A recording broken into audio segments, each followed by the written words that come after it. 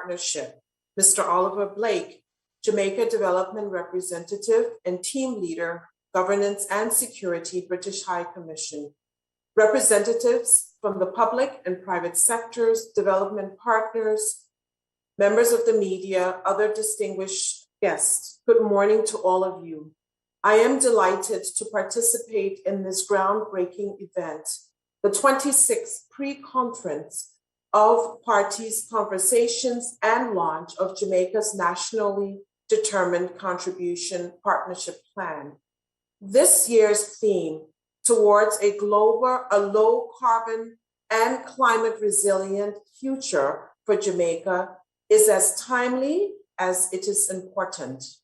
The recent Intergovernmental Panel on Climate Change report, which will be discussed today, paints a picture of urgency and re-emphasizes the collective need to be deliberate in our national actions to ensure the targets of SDG 13, which is climate action and commitments made under the Paris Agreement, to limit global warming to 1.5 degrees by 2030 are realized. The national determined contribution and their implementation are key to achieving these commitments. UNDP has had the distinct pleasure of collaborating with the government of Jamaica in advancing its climate change agenda, including events such as these, which create a unique opportunity for policymakers, academia, development partners, civil society, private sector, youth, and a suite of other stakeholders to engage in a participatory discourse on pertinent climate change matters in Jamaica and also around the world. We commend the government of Jamaica for creating and maintaining this platform for dialogue and information sharing. The NDC partnership, which is currently co-chaired by Minister Charles, is an important global mechanism through which countries can accelerate and realize their respective mitigation and adaptation commitments. I commend the government of Jamaica for its continued leadership and commitment to the implementation of the 2015 Paris Agreement, as evidenced by the launch of its NDC partnership plan and updated and ambitious 2020 NDC. This is well done.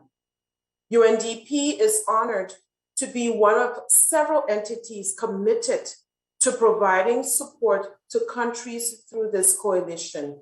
This work forms part of our development mandate and is articulated in our climate promise, which is to support countries in taking bold actions to reduce emissions, increase climate resilience, and advance the achievement of the Sustainable Development Goal. We are committed to strengthening our partnership with the government of Jamaica and other local stakeholders to improve climate change resilience, support the development of the green economy, and to promote green recovery from the COVID-19 pandemic. We hope that this discussion here today will be a catalyst for tangible and sustained actions and set the stage for deliberations at COP26 as Jamaica continues to play her part in advancing the welfare of the whole human race and leaving no one behind. Thank you very much.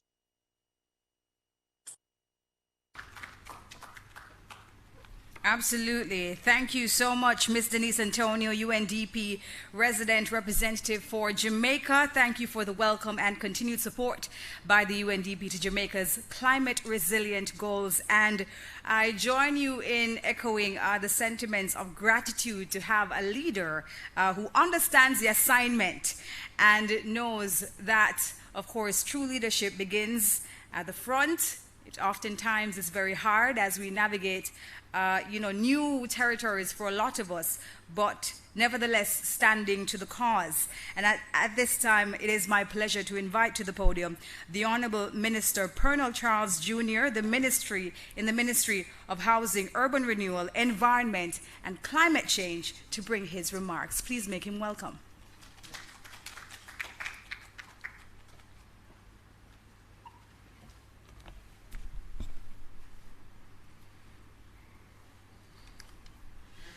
Good morning, everyone. Let me, of course, acknowledge our awesome moderator. It is always a pleasure to have you in charge of us. I'll leave it there.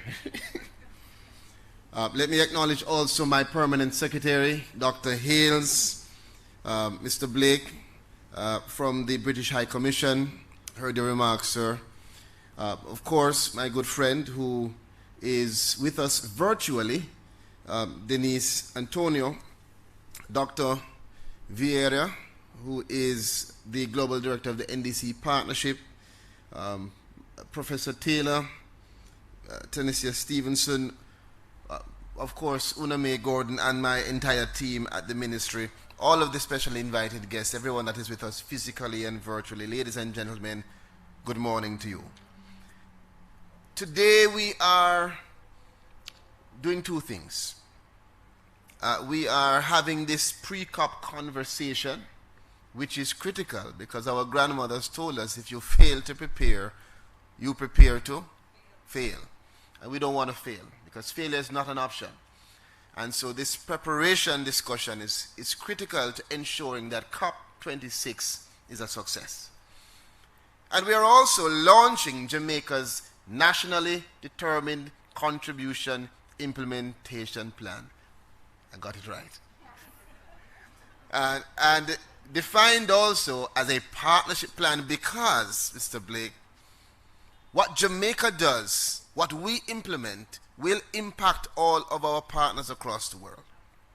And so I am quite pleased to be here, not only in my capacity as Minister of the Ministry of Housing, Urban Renewal, Environment, and Climate Change, but in my capacity as co-chair of the NDC Partnership, which is a global coalition that has given support financially and technically to the development of these plans across the world. The NDC Partnership Plan, as some of you may already know, has been at least 2 years in the making, having its genesis in 2018 when Jamaica joined the NDC Partnership. And at that time, we requested two things. One, assistance to review and update our country's nationally determined contribution, meaning what are we going to do to make sure that we are playing our part as one important speck on this globe to mitigate against the impacts and to ensure that we are committed to reducing greenhouse gas emissions. And the second thing is that we asked for support to prepare an NDC implementation plan. And I'm very happy to note that the World Bank, through the NDC support facility, took over the request with implementation beginning in June 2019, Uname. It conducted, as you know, a joint mission to determine a baseline for NDC implementation action and to assess the status of new sectors considered, meaning we want to know where we can improve and where we would be able to identify in Jamaica the sectors that we would target to upgrade our commitment to the world to protect this planet. Today, with plan in hand, we stand ready to take the next step on our journey to achieving our climate goals. The plan is a detailed analysis of Jamaica's progress to date towards achieving the emissions reductions commitments that we have set out in our NDC. And this was first submitted in 2015 and updated, I believe it's June of last year, yeah? Yes. It identifies the potential barriers that we need to overcome. including access to adequate financing, which is a critical concern for us, including the strategies to prioritize resources and other actions which can be taken to ensure that we achieve our objectives and our climate goals, Professor Taylor. Those goals, as set out in our revised NDC, which is available online to anyone that would like to read it. It's available on the website of the United Nations Framework Convention on Climate Change, UNFCCC. It represents an increase in ambition in both a broadening of sectoral scope of Jamaica's NDCs as well as in the delivery of greater emission reductions. That means Jamaica is making itself not just a leader in terms of positions, where I serve, where the Prime Minister serves, where our technocrats serve, but we are walking the walk. By including the energy sector, supply and end use, as well as the land use change and forestry sectors, the country is targeting emissions reductions of 25.4% relative to business as usual emissions without any international support. And when we add the international support to it, it moves up to 28.5% by 2030. This is no easy feat. This is an ambitious target, but we have to achieve it. That timeline of 2030 is not far away. It's less than a decade. And so, with this plan now, we can advance work on implementation as we strive towards the carbon neutrality and the climate resilient future that we need for all Jamaicans. Before you can implement, you must plan, because history is replete with examples of bad implementation that has come from no planning or bad planning. We don't intend to repeat mistakes.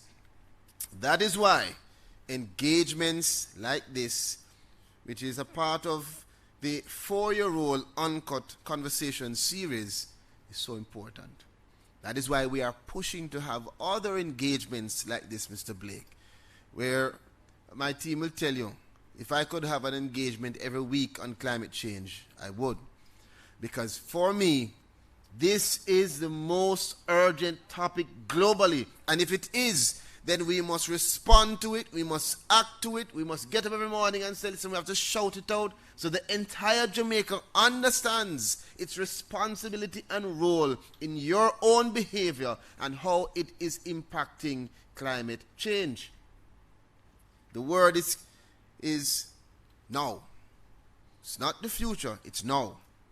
And so these engagements allow us as a government to have a platform to speak to our people, to have a conversation, to communicate, to hear your concerns, and to listen to the things that you don't understand so we can clarify, so we can have diverse stakeholders on climate change issues, tackling us, learning and discussing. This is going to allow us to discuss issues on sea level, on the rising of the temperature, on the impact of pollution on our marine resources, and I dare say, Debbie, on how our own actions lead to consequences that lead to consequences that lead to consequences. Since Jamaica's economic development is so dependent on natural resources, sustaining livelihoods and lives is critical. And so resilience building is paramount. So when we talk about climate action to combat the climate crisis, this is not just some hairy-fairy theoretical concept. This is us talking about how we as stakeholders, as human beings existing in this ecosystem that we call the planet Earth, are going to protect life for generations to come. Colleagues, as I have been given the blessing of preparing our delegation to participate in the 26th Conference of Parties in Glasgow, Scotland, I want to assure the country that Jamaica is moving and has moved, let's put it there, into implementation mode. I urge all of our international partners to continue to work with us towards a climate resilient future so that in the now and in the future we can all work towards making Jamaica and this world a better and more improved space. We want Jamaica to be the place, the choice place to live, work, raise families, and do business. And if we want that, we must work towards it. Thank you all for joining us, and we look forward to this discussion throughout the day. Thank you.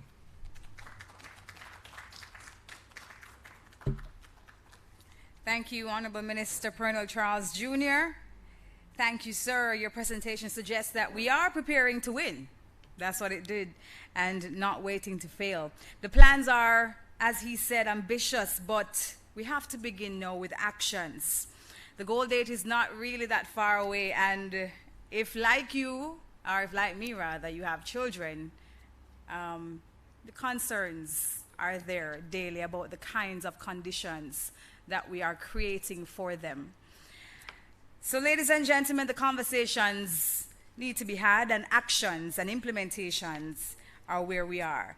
We'd like to acknowledge as we proceed Wiley Barber, I hope I'm pronouncing the name correctly, from the Caribbean Cooperative MRV Hub, key partner to today. We want to say thank you so much for joining us. As we move forward, we go to our first session towards a 2050 pathway. And we have the Professor Michael Taylor, of course, celebrated scientists in the region, representing Climate Studies Group in Mona. And you go, but this is true. To give you some background, as we have greater ambitions for climate change, we zero in on the visions for a net zero future, bringing together academics, business, civil society, and citizens to look at the innovations and approaches that could deliver a greener, carbon-neutral society. Now, here are the issues of electricity generation, agriculture, waste and water management, building design, reforestation, and ocean conservation are examined. And I'm sure our professor will be going into these and more. So at this time, please help me to welcome him to the podium.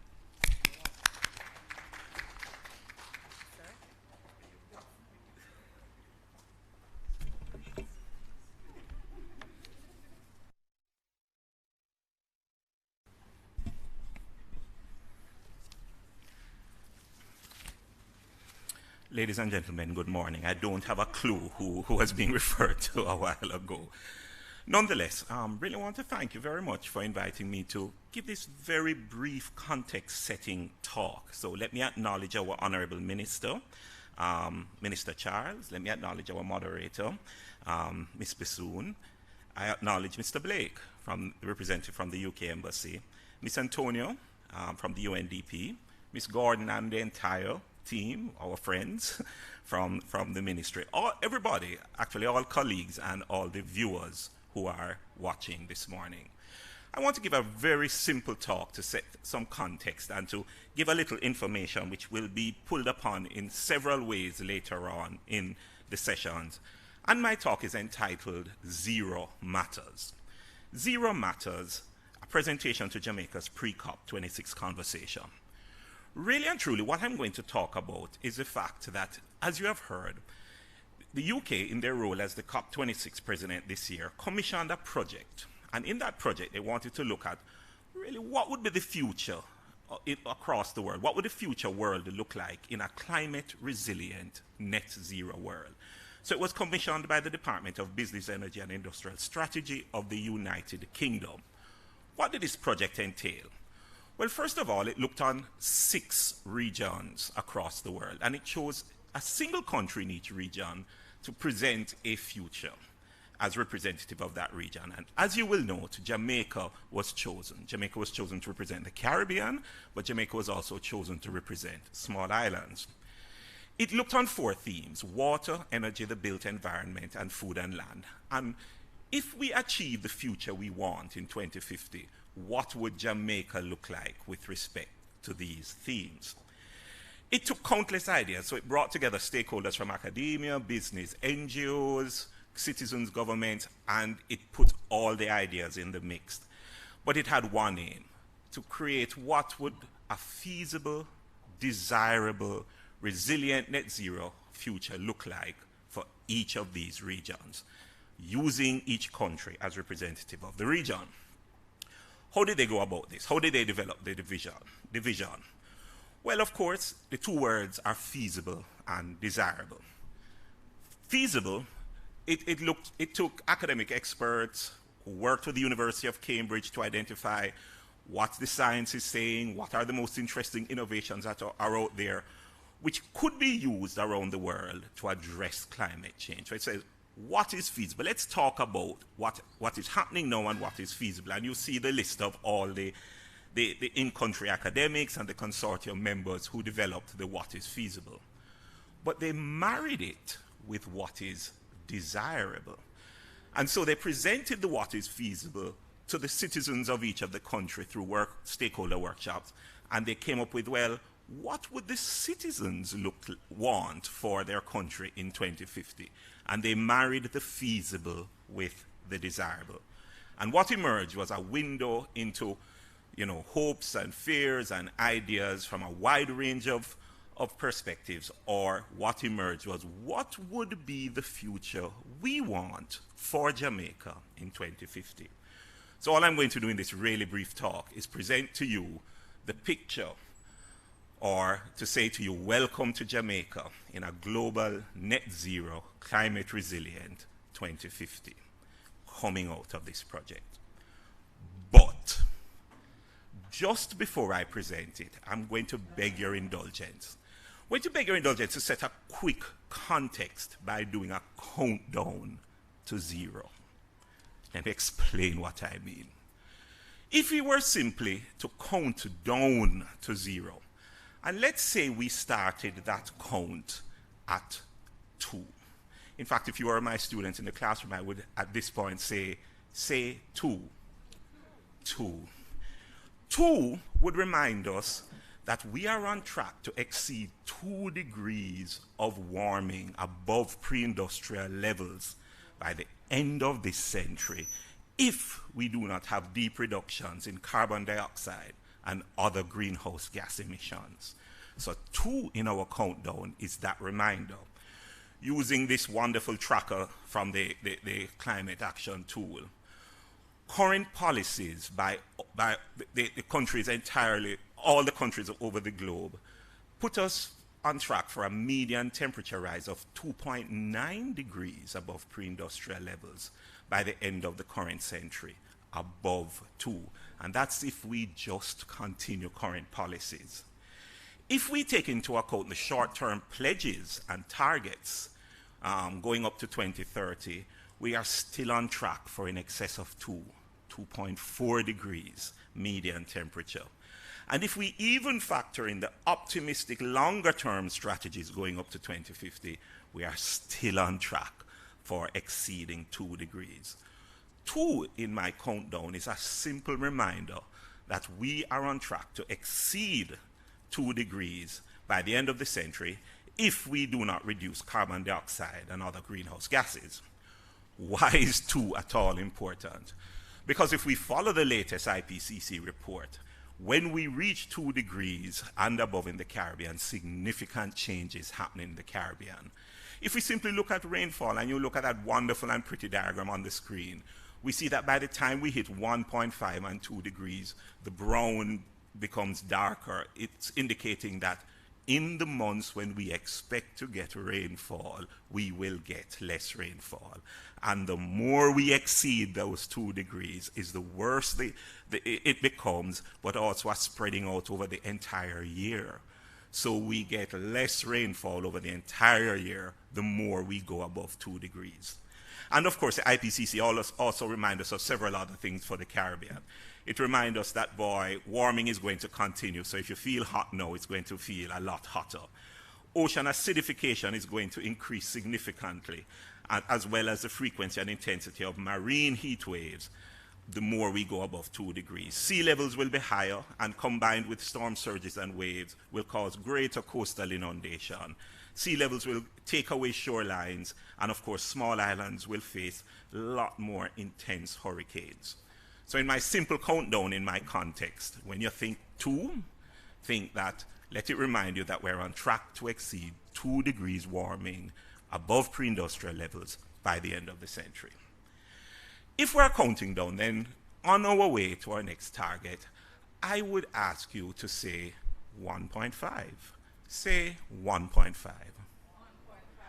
And that for us would be the reminder that in the Paris Agreement is a little statement that says we are pledging as a world to hold the increase in global temperatures to below 2 degrees and pursue efforts to get to 1.5 degrees. So our target, as put forward by the Caribbean, is that 1.5 is what we need to achieve if we are going to stay alive. Why did the Caribbean put 1.5 on the table? Simply because it's better than 2. It's better than 2, and this is drawing on the work done in the region, because if you use that little simple diagram, at 2 degrees, the temperatures are higher in the Caribbean than they will be at 1.5. The rainfall is less in the Caribbean than it will be at 1.5. The warm spells that we are having will be more in the Caribbean at 2 than at 1.5.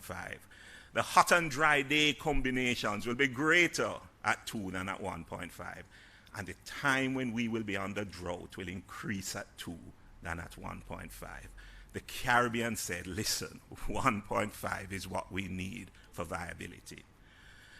But we must remember that 1.5 does not equal a safe climate for the Caribbean. Because even when we reach 1.5, our research says we'll have 40% less hydropower in Suriname, diminished agricultural productivity in Jamaica, 2 to 3 times higher regional costs and damages from intense events, drying, median aridity or drying of 4% across the region, and inundation and loss of coastal infrastructure. 1.5 is the next thing in our countdown. It reminds us of our goal, but we must remember that 1.5 is a compromise target. It still does not equal a safe climate. But let me quickly go on. We're counting down. Our next target in my countdown would simply be 1. Say 1. 1 is for us a reminder that global temperatures have already passed 1 degrees warming since pre-industrial time. In fact, the latest Ipcc report tells us that we are at 1.1 degrees. The latest Ipcc report makes a stunning statement. Human influence has warmed the climate at a rate that is unprecedented in the last 2,000 years. And they use this beautiful diagram, and all you need to know is that those wiggly lines were pretty constant, and then in that little gray bar at the end, it has suddenly shot up. And if you extract out that shooting up part, you can see that by this year, we have passed 1 degree already of global warming. Why is that so important to us in the Caribbean region? Because at the 1.1 degree that we have passed, we are faced with a diminishing capacity to cope. The repeated incidents of extreme weather and the magnitude that we have simply reduces our capacity to cope. So, if we use this wonderful diagram from data extracted on data, you will see that the frequency and average annual effects of natural disasters for the Caribbean, which is the red bar, the percent of damage for the Caribbean exceeds that for the other small islands and exceeds that for the rest of the world. The disaster frequency for the Caribbean exceeds that for the other small islands and exceeds that for the rest of the world. And the percentage of our population impacted exceeds that. Well, it's just about that for the other small islands, but is more so for the rest of the world. In our countdown, 1 is our reminder that we have passed 1 already. Last in my countdown, and then I present the picture and I'm done. If we are counting down to 0, then the next thing is zero. And you said it without even my asking you. And we must use zero to remind us that from the science perspective, if we are going to achieve any limitation of temperatures, whether 1.5 or 2, we have to reach net zero carbon dioxide emissions this century. It will not happen. 1.5 or 2 will not happen. So 1.5 and 2 is conditioned on net zero. You know, again, using this beautiful diagram, if we're to try to get to the lower target goals, we have to, at some point, move those curves to the zero line. And net zero carbon emissions mean what we are putting out has to be matched by what we are taking in. The recent report on 1.5 degrees made the point so clear. It said, listen, if we're going to reach 1.5 degrees with no overshoot or even limited overshoot, meaning we don't go up to 2 and then come back down to 1.5, then carbon dioxide emissions has to drop by at least 45% from 2010 levels by 2030, which for us is in the next 9 years. And we have to achieve net zero before 2050.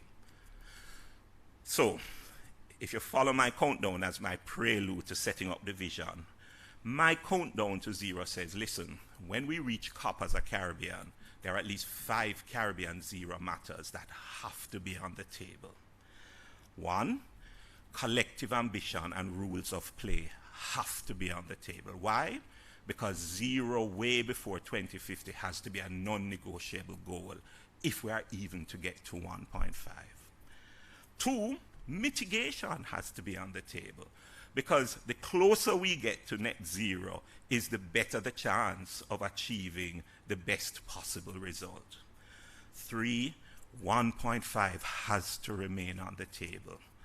1.5, because zero emissions does not turn back climate change. It merely gives us a fighting chance to reach 1.5. Adaptation and loss and damage has to be on the table. Why? Because 1.5 is not a safe climate. It's a compromised climate by the Caribbean. And certainly access to resources and finance has to be on the table. Zero has to be accompanied by the resources to enable the vision we desire for the region. So when net zero comes and we only hit 1.5, we still need to hit it and look good according to what we want. And so that leads me to the last thing then. Well, what is this vision? What is looking good for Jamaica in a net zero, climate resilient 2050? This is the output of that project, and it's very quick, so I'll soon be out of here. The project picked up the fact that Jamaica as a small island is very much dependent on inflows and outflows. We're an island, inflows of people and inflows of resources and outflows. And so it says in the kind of current context, if you think about that, tourism is what a lot of the small islands depend on. Tourist arrivals decreased by 2%, within the month that a hurricane strikes, and it can lead up to a 20% drop. And certainly, our seaports and airports are most impacted as climate change increases with potentially severe economic effects. If you take that as context and then put in place everything that I spoke about, those zero matters which have to be on the table for COP, then this is what Jamaica could look like. If we take those 4 thematic areas with energy, the people say what they would like to see, so these are us, the people of Jamaica, decentralized energy, because there are still some areas where people don't have proper access. The science says that that is possible. So the latest research suggests that 100% renewable energy is possible for Jamaica by 2055 by switching to more resilient, easily repairable types of energy infrastructure, and it will also help to minimize impacts on tourism and the transport sectors through reducing the impacts of storms. So in terms of energy, the 2050 picture for Jamaica would look like this. According to the marriage of desire and feasibility, Jamaica generates almost all of its own power from wind, solar, and even waste sugarcane, and local power storage systems are such that they give freedom and flexibility to rural communities. That's the energy picture. What about the second thematic area of land? Well, the workshop, Jamaicans at the workshop said that by 2050 the country will have to find ways to protect its environment, from restored coastal reefs to upland forests. The science suggests that protecting Jamaica's coastal and marine habitats, including reefs, mangroves, and seagrass, would reduce erosion, storm damage, improve fish stocks, and support tourism. Also help to reduce flood risk, preserve biological diversity, and protect water supplies. If we marry science with desire, this is Jamaica in respect to land. In 2050, Jamaica enjoys restored forests and a natural fortified coastline, reducing the impact of storms and benefiting both the economy and citizens. The third of the four areas, food. Well, the workshop says that, Jamaicans say that as a parent, I'd like to see my children enjoy nature and work safely and have healthy children themselves. In other words, for them, food is linked to the natural environment and to health. The science suggests that things like rainwater harvesting and ground-grown crops may protect agriculture from extreme weather. Farming techniques modified will also do that, as well as reduce heat stress and protect livestock. So what in terms of food would Jamaica look like in 2050? Jamaica would be food secure thanks to new techniques, technology, and storm resilient ground-growing crops like yams. The country would combine farming with forest and coastal management, such as planting profitable sea moss and new trees in pastures. And this will help not only with the food, but with carbon capture, so we'd be contributing to net zero while boosting agricultural output. And lastly, what about water? Well, the workshop suggests that right now we live in fear every time a hurricane season comes around, because we don't know what it's going to do. And if we had a more climate resilient economy, we would be less fearful with a greater sense of well-being. So they linked water to a resilient economy that can allow for water to be provided, water being a symbol of well-being. The science suggests that protecting upland forests in Jamaica can secure water supplies, reduce flooding, protect biological diversity, and store carbon. So what could Jamaica look like if we marry desire and feasibility? In 2050, Jamaica conserves fresh water so it's clean and accessible to all. The agricultural industry reuses rainwater stored in local cisterns, and reforested uplands store carbon and reduce flooding. What I've presented, and then there were several other ideas that came out over and above the theme. You will notice that most of the ideas that came out over and above the theme looked on the fact that Jamaica isn't just Kingston, and rural areas want to have the same level of services as people in the cities. And so better digital connectivity in rural areas. Looking on construction is also an issue, not just in rural areas. Storm resilient, cool, comfortable, and storm-proof cities filled with urban forests, tree-lined streets, and rainwater cisterns. Encouraging active travel by making sure essentials are only a short distance away from every citizen, and green transport. You see the ideas of what Jamaica would look like in 2050. So, welcome to Jamaica in a global net zero climate resilient 2050. Resilient root and tuber crops, natural protection from storms through restored reefs and mangrove swamps, and island-wide economic opportunities unlocked by new infrastructure and new models of tourism.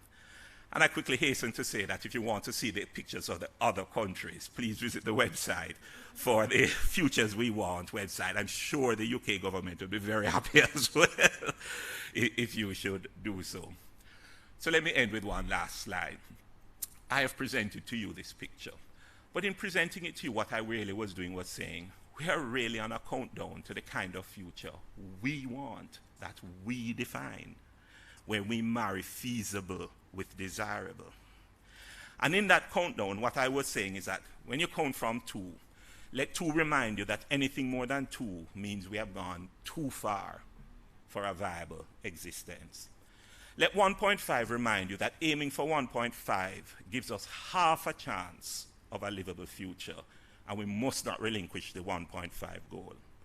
Let 1 remind you that we have already seen, the 1 degree we have already seen gives us one clear picture of how climate is challenging our present and future lives.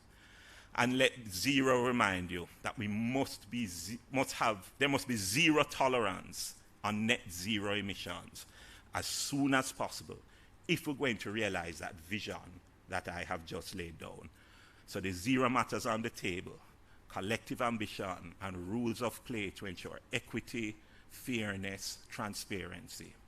Mitigation, 1.5, adaptation, loss and damage, access to finance and resources. These are our zero matters on the table for COP26. Zero does matter. Thank you.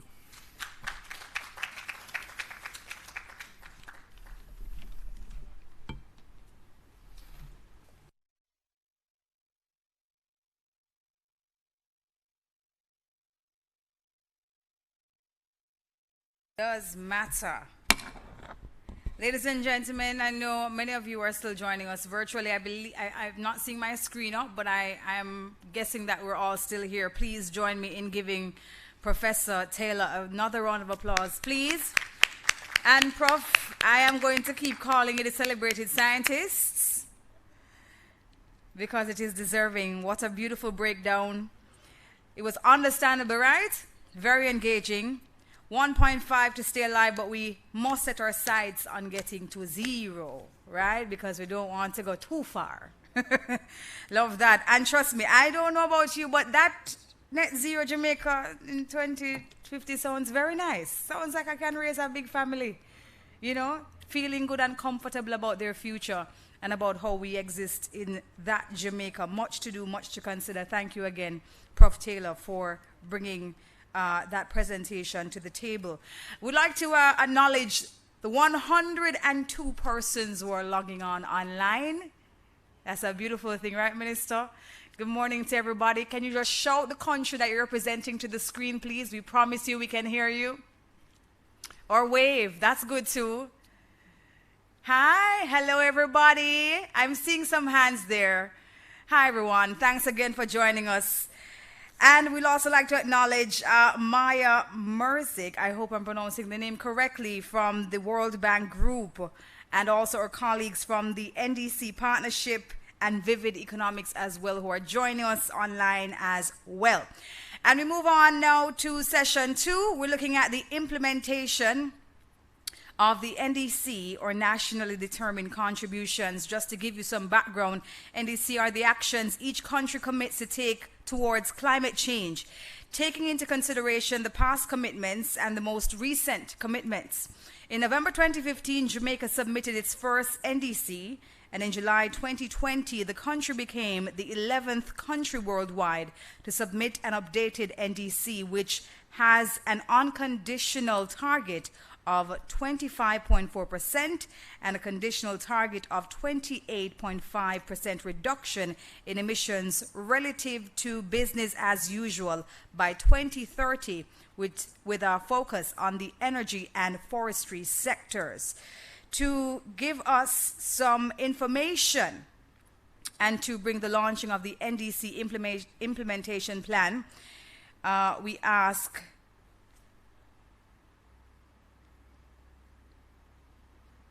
our first presenter, Dr. Pablo Vieira, Global Director for the NDC Partnership, to make the presentation on why an NDC implementation plan is important. And let me introduce Dr. Pablo Vieira. He's the Global Director of the NDC Partnership Support Unit. In this role, Pablo leads efforts that builds momentum for ambitious climate and development actions in collaboration with governments and international stakeholders around the world. Let us give him a warm welcome as he joins us online.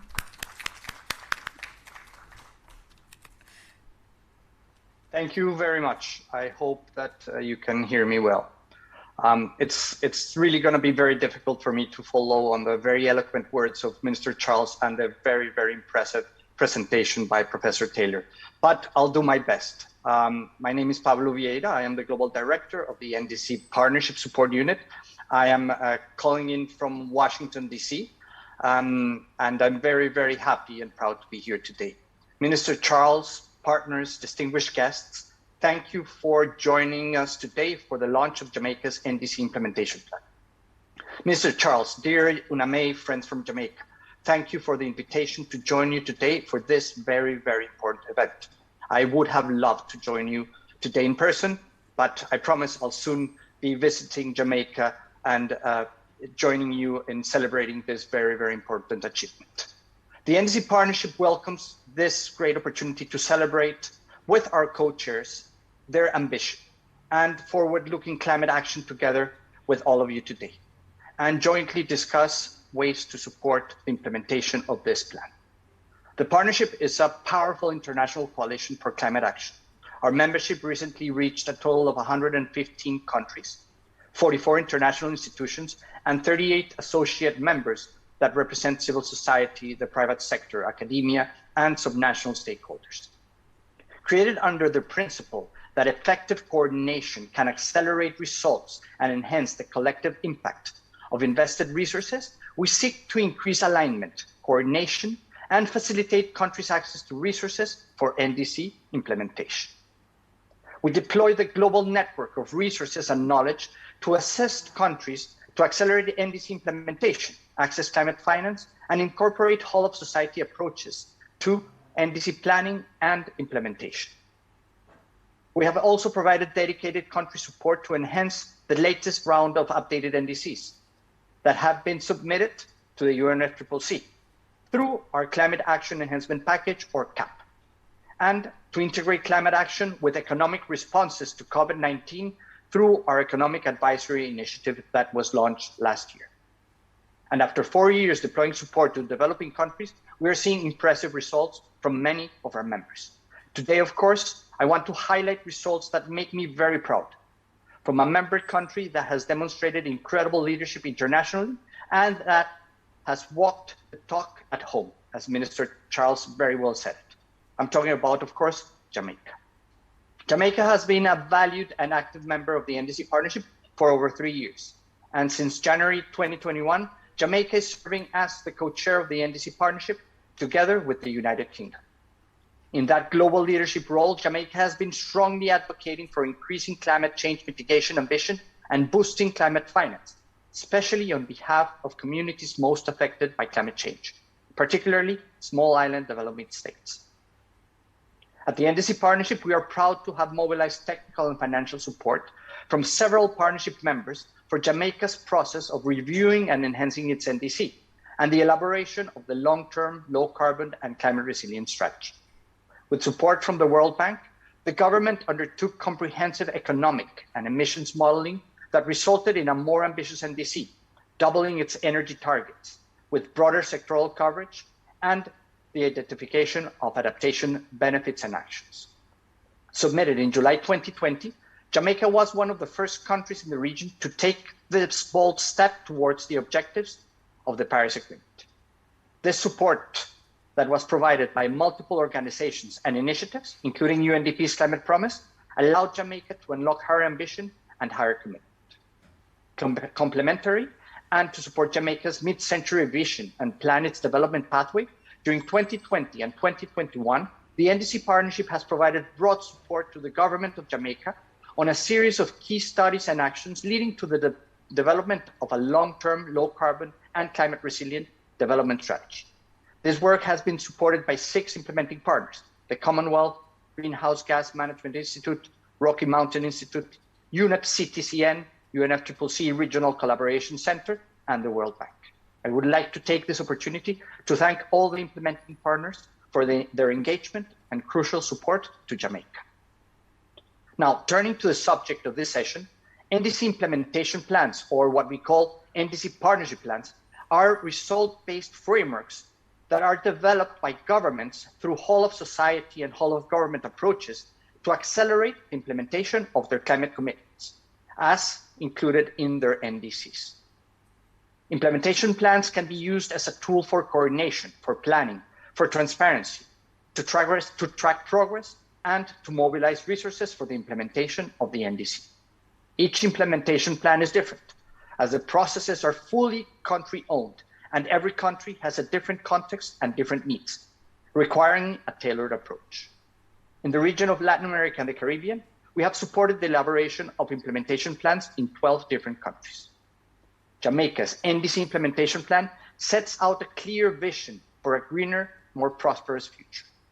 By transparently communicating how it intends to fulfill its NDC, Jamaica is providing domestic and international stakeholders with an invaluable opportunity to participate in the country's decarbonization project and ensure its success. Jamaica's plan lives up to the promise of its updated NDC, and through a diverse and sustained stakeholder engagement, it clearly layouts the outcomes, outputs, and activities that are necessary to achieve its 16 commitments. This implementation plan also identifies the costs and funding sources of the included activities to help identify potential funding gaps and to serve as a key resource mobilization tool for the NDC. We're also pleased that the government of Jamaica plans to utilize the NDC Partnership's online partnership tool to share and maintain the implementation plan. This platform enables the plan to be a living document, accessible anytime, anywhere by government and partners alike, greatly facilitating coordination and implementation. I would like to take the opportunity to encourage those of our implementing partners who are in attendance to become better acquainted with the details of the NDC implementation plan in Jamaica and start thinking about how you may be able to support these efforts. As we all know, as we move from committing to higher ambition through the submission of new NDCs, countries are shifting towards their implementation, and mobilization of finance and support will be critical for countries to be able to achieve their goals. As we can see from countries like Jamaica, there are two components of their NDCs, the conditional and the unconditional. For those, the international community needs to step up in mobilizing finance and resources so that we can accelerate implementation of those NDCs and reach the ultimate goals of the Paris Agreement as soon as possible. The NDC partnership stands ready to support the implementation of Jamaica's updated NDC in any way possible and looks forward to witnessing these commitments becoming a reality on the ground. To this effect, in the coming weeks and months, the NDC partnership will work with the government of Jamaica to identify remaining funding gaps in their implementation plan in order to mobilize the technical and financial resources available from members of the NDC partnership. Once again, I want to thank the government of Jamaica for continuously leading by example. The NDC partnership is honored to have you as co-chairs and as close partners. Thank you to our implementing partners for stepping up to support Jamaica's climate ambition. I wish you the best implementing this very ambitious NDC and its implementation plan. And we stand ready to support you all the way. Thank you very much.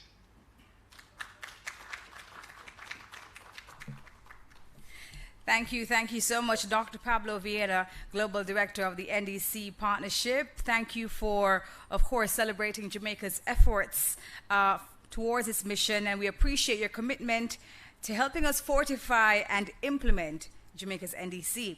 And ladies and gentlemen, we continue with the presentations, and at this time I ask Mr. Omar Alcock, Senior Technical Officer Mitigation, Climate Change Division, to do his presentation on the plan, and he's with us, joining us. Good morning to you, Mr. Alcock. You may go ahead. Good morning, Lady Soon. Good morning to everyone present, either in person or in the virtual world. Thank you, Pablo, for that wonderful introduction. I think it is very safe to say now all protocols observed. And really what I want to do this morning is to give persons an idea of what it is that we have been talking about as it relates to the NDC and the implementation plan that surrounds that NDC to ensure that we are able to reach our targets to 2030. Now, on our journey to developing the implementation plan, we are very grateful to the support that has been received by the NDC partnership and its support unit. As well, support received from the World Bank through the NDC support facility. And of course, our consultants who are almost one of us now from Vivid Economics in the UK, incidentally. We are very grateful for the financial and the technical assistance that has been provided for us to reach where we are now, towards a low carbon and climate resilient future for Jamaica. As I push forward, so really what I want to accomplish this morning is to look at four things mainly. The first one, what are the targets that we have been able to identify in the implementation plan, emanating, of course, from the submission of our NDC, which Minister so eloquently discussed and spoke on. And then what are the 16 commitments surrounding that plan?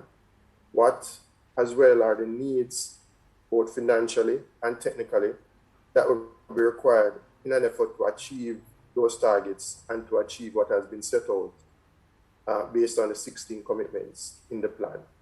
And as we implement, how do we then monitor to ensure that we continue to be on the right track? How do we then look at what our key performance indicators are, and as well allocate responsibilities where appropriate? So I think coming after Prof. Taylor's presentation is a very hard task, and just leading the way into Professor Stevenson's presentation as well, we're looking at where are we now. We are not so much in a very comfortable place. Our NDC is very much underpinned by the science, by local policies as well. And the science is showing that right now we are only a few years away from being able to comfortably limit global warming to 1.5 degrees. The most recent report, very startling report, has clearly shown that human activity is what is causing our planet to warm, and it's warming faster than we have actually hoped. And so with these things in mind, we developed an updated NDC in an effort to reduce the levels of emissions or contribution to the global community in doing so, while in the same sense, be able to acquire what we have termed adaptation co-benefits.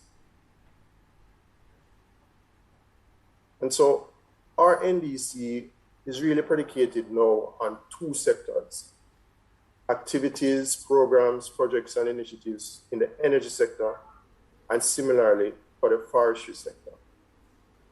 And this is an update from our first NDC, which was only based on activities in the energy sector. And so we have been trying as best as possible to spread economy-wide approaches as it relates to updating our NDC, which is really what is required based on our commitment to the global community in our Paris Agreement.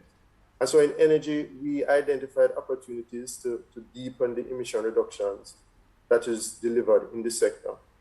And it's really a part of an increasingly comprehensive approach to decarbonizing the sector, covering both electricity generation and other energy use subsectors. Similarly for forestry, the sector accounts for more than half of the island's total land use. So it is significant. And so GOJ has committed to maintaining at least 30% of the country's land mass as forests. And there are commitments by forestry through its National Forest Management and Conservation Plan and other policies and strategies that they have in-house to commit to no net loss of forest cover. There's also commitment to plant, and many persons will be well aware, 3 million trees between 2019 and by 2022. 3 million trees. And these are just some of the key areas that I've been able to draw out from the NDC that was submitted in 2020. And so, culminating from those, there are a number of what we have termed as said, adaptation co-benefits that would be derived. And so a shift to cleaner energy in the energy sector will reduce local air pollution and therefore benefit human health. In addition, preservation of the forest cover will improve water, soil, and air quality, and of course, reduce incidences of soil erosion. And so getting to the meat of the matter now, our implementation plan. In the plan, and remember the plan is an extension of the updated NDC. And for those that have been privy to going through the updated NDC, you'd have seen two terms there jumping out at you. This term about conditional targets and then the next term, unconditional targets. And conditional really speaks to activities, projects, and interventions Jamaica can undertake if international support is provided. And that support can range from grant funding, technical assistance, capacity development or capacity building opportunities, private investments, preferential loans and facilities, and so on. And so that is conditional. But unconditional, these activities, projects, and interventions, through those activities, Jamaica can implement with own public resources and through capacities developed in-house.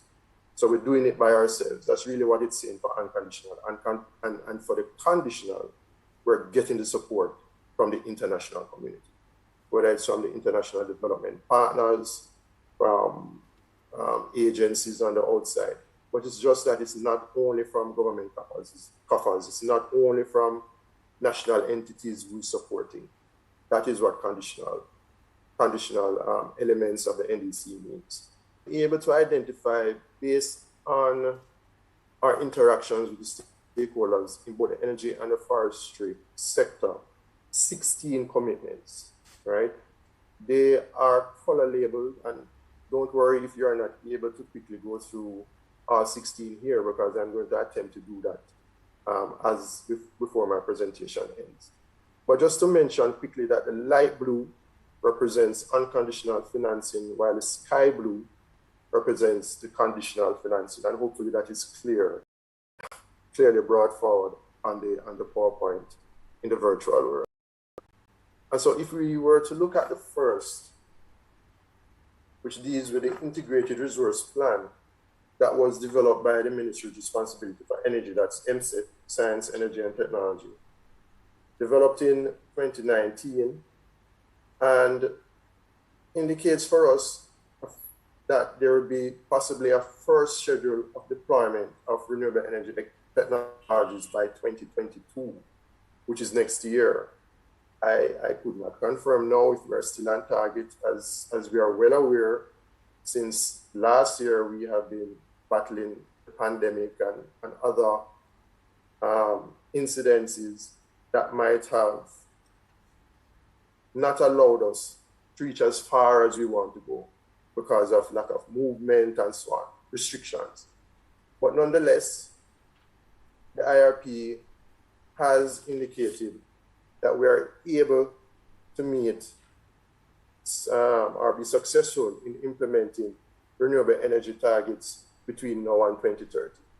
Some of which are mentioned here, for instance, 300 megawatts of renewable energy capacity procured in the coming years. The JPS has already started its ability to be able to facilitate that renewable capacity by deploying 25 megawatts of hybrid energy storage systems at the Hunts Bay facility. And these are just some of the elements of what are expected and what is being done. Right now, MSET, as far as we are aware, are on track to deliver approximately 500 megawatts of capacity by 2030, right? So I mentioned 300, but that's just in the short term.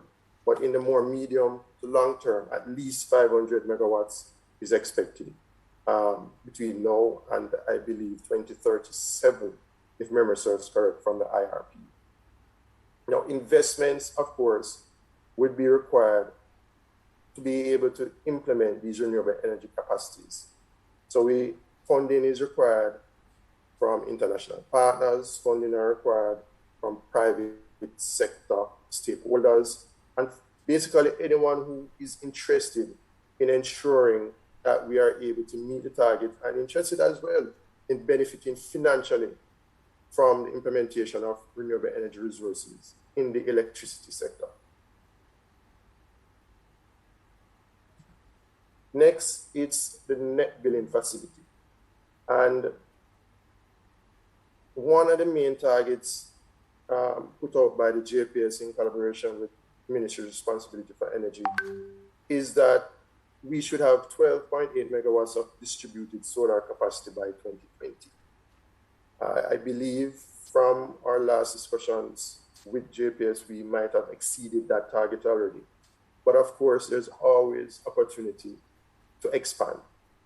And so we are hoping that persons would be interested in further expanding the ability to provide renewable energy resources to commercial entities and to residential entities, which would, of course, increase our capabilities to produce for ourselves and to be less reliant on our national grid, which is predominantly generating from fossil fuel resources, which basically is not good for our environment. We have heard from Professor Taylor that global warming, what the impacts are, and what we don't want to do is to add to that, right?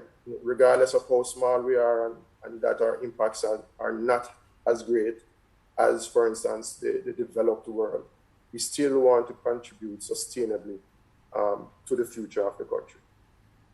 And so there is opportunity to expand on the distributed solar capacity that currently exists. For targeted reduction in system losses, of course, this has been a ticklish issue with JPS and with the regulators. And so, but there are opportunities as well to further reduce the current 20% plus losses that currently exist on the national grid and in its infrastructure. And so opportunities are there, the upfront costs of over 64 million US to be able to do that. We are getting support from the IDB currently to develop a roadmap. But of course, once that roadmap is developed, we actually have to implement. And so partnership with the JPS in this sense and with the ministry would be critical. Next, there is the LED street lighting facility program, I should say, that is currently ongoing. And of course, technical support is provided through the CDB there. It's an ongoing program. Of course, the upfront cost for this program has been estimated to be around US $30 million. But this covers the public space, right? I just wanted to mention that. There are, of course, opportunities again for persons to be involved within various private spaces to be able to implement LED lighting infrastructure, whether it is within private residences or for street lights within private communities. And so those elements still exist for opportunities to expand for us to be better able to reduce our generation needs, shaving peak loads, and also be better able to not consume as much as it relates to fossil fuels. Next, there is a switching to T8 fluorescent lamps. And as simple as these initiatives may seem, facilitating an activity as simple as this would help, for instance, reduce electricity bills in, let's say, the hospitals or the schools or within other government entities or government programs that currently are using inefficient lighting infrastructure. And so that opportunity also exists. There are programs now to improve the energy efficiency in those facilities that I have mentioned. But of course, it might not necessarily reach every single facility.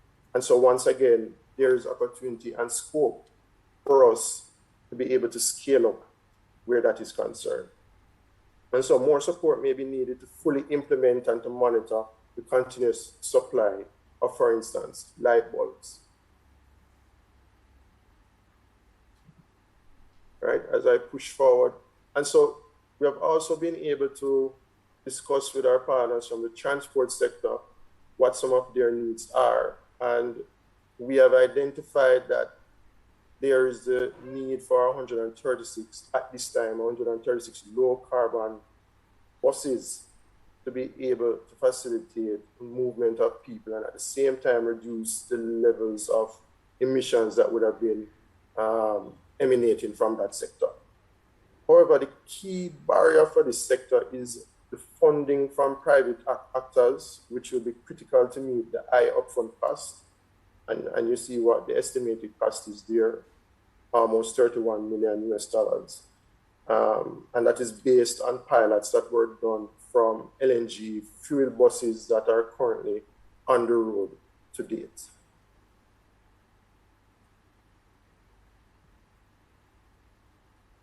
There have been studies done to, I guess you'd say, transition from a diesel fleet to a biodiesel fleet. And so the B5 blending, a B5 blending commitment was identified by MSET, where persons would be able to blend biodiesel with existing diesel stock in an effort to reduce sulfur and so on that would have been generated from the transport sector. In terms of the conditional financing, there's some technical assistance to overcome the interinstitutional coordination and in an effort to develop a roadmap. But there's further investigation that is needed to actually implement and to bring the B5 blending commitment to fruition. So studies were done, but we need to move from just the studies now to actually possibly doing full-fledged pilots. And similarly, as we did with the E10 project in our program in 2008, be able to fully roll out a fuel stock where diesel is blended with 5% of it is blended with biofuels or biodiesel, where this is concerned. Next is our friends in the bauxite and alumina sector. Not a very open sector, to be honest, but we have identified companies such as Jamaica in partnership with a new Fortress Energy, who had brought natural gas to Jamaica back in 2010 or 2011, if memory serves correct. They have partnered with them in an effort to retrofit their plant and their generating capacities to be better able to reduce emission levels from that sector. And a part of that commitment surrounds the fact that they will be using CHP technology in an effort to be more efficient, right? And typically the sector is driven by efficiency because it competes internationally with other stakeholders who either produce alumina or generate aluminum, right? But the key element is cost. And so being able at all opportunity to reduce costs is critical for that sector. New Fortress has built so far a 100 megawatt gas-fired CHP plant in Clarendon, supplying up to 100 megawatts to the JPS. And this is just one example, right? And that opportunity is also afforded to the alumina sector, bauxite alumina sector, with Jamaica being one example. The next example is Alpart. Some of the immediate next steps are for us to liaise with GISCO to assess timelines, operational costs and savings, and determine whether or not NDC targets can be met out of what it is that they're looking to achieve with implementing LNG program at Alpart. We have been engaging stakeholders such as the Jamaica Bauxite Institute, the Ministry of Transport and Mining, and so on, in an effort to continually monitor what the progress is as it relates to the transition that that particular refinery is going through. There's also the Energy Efficiency and Conservation Program being led through partnership with the Inter-American Development Bank. And this has a conditional financing of US $20 million, and it's a loan operation to improve efficiency and conservation in various areas. The EECP resulted in US $2.17 million in savings. But once again, it's another area that we have identified where we can expand on the scope to improve efficiency in other commercial areas and also within residencies. And so opportunities are available there for persons to also get involved as we look to improve, again, our GHG emission reduction situation.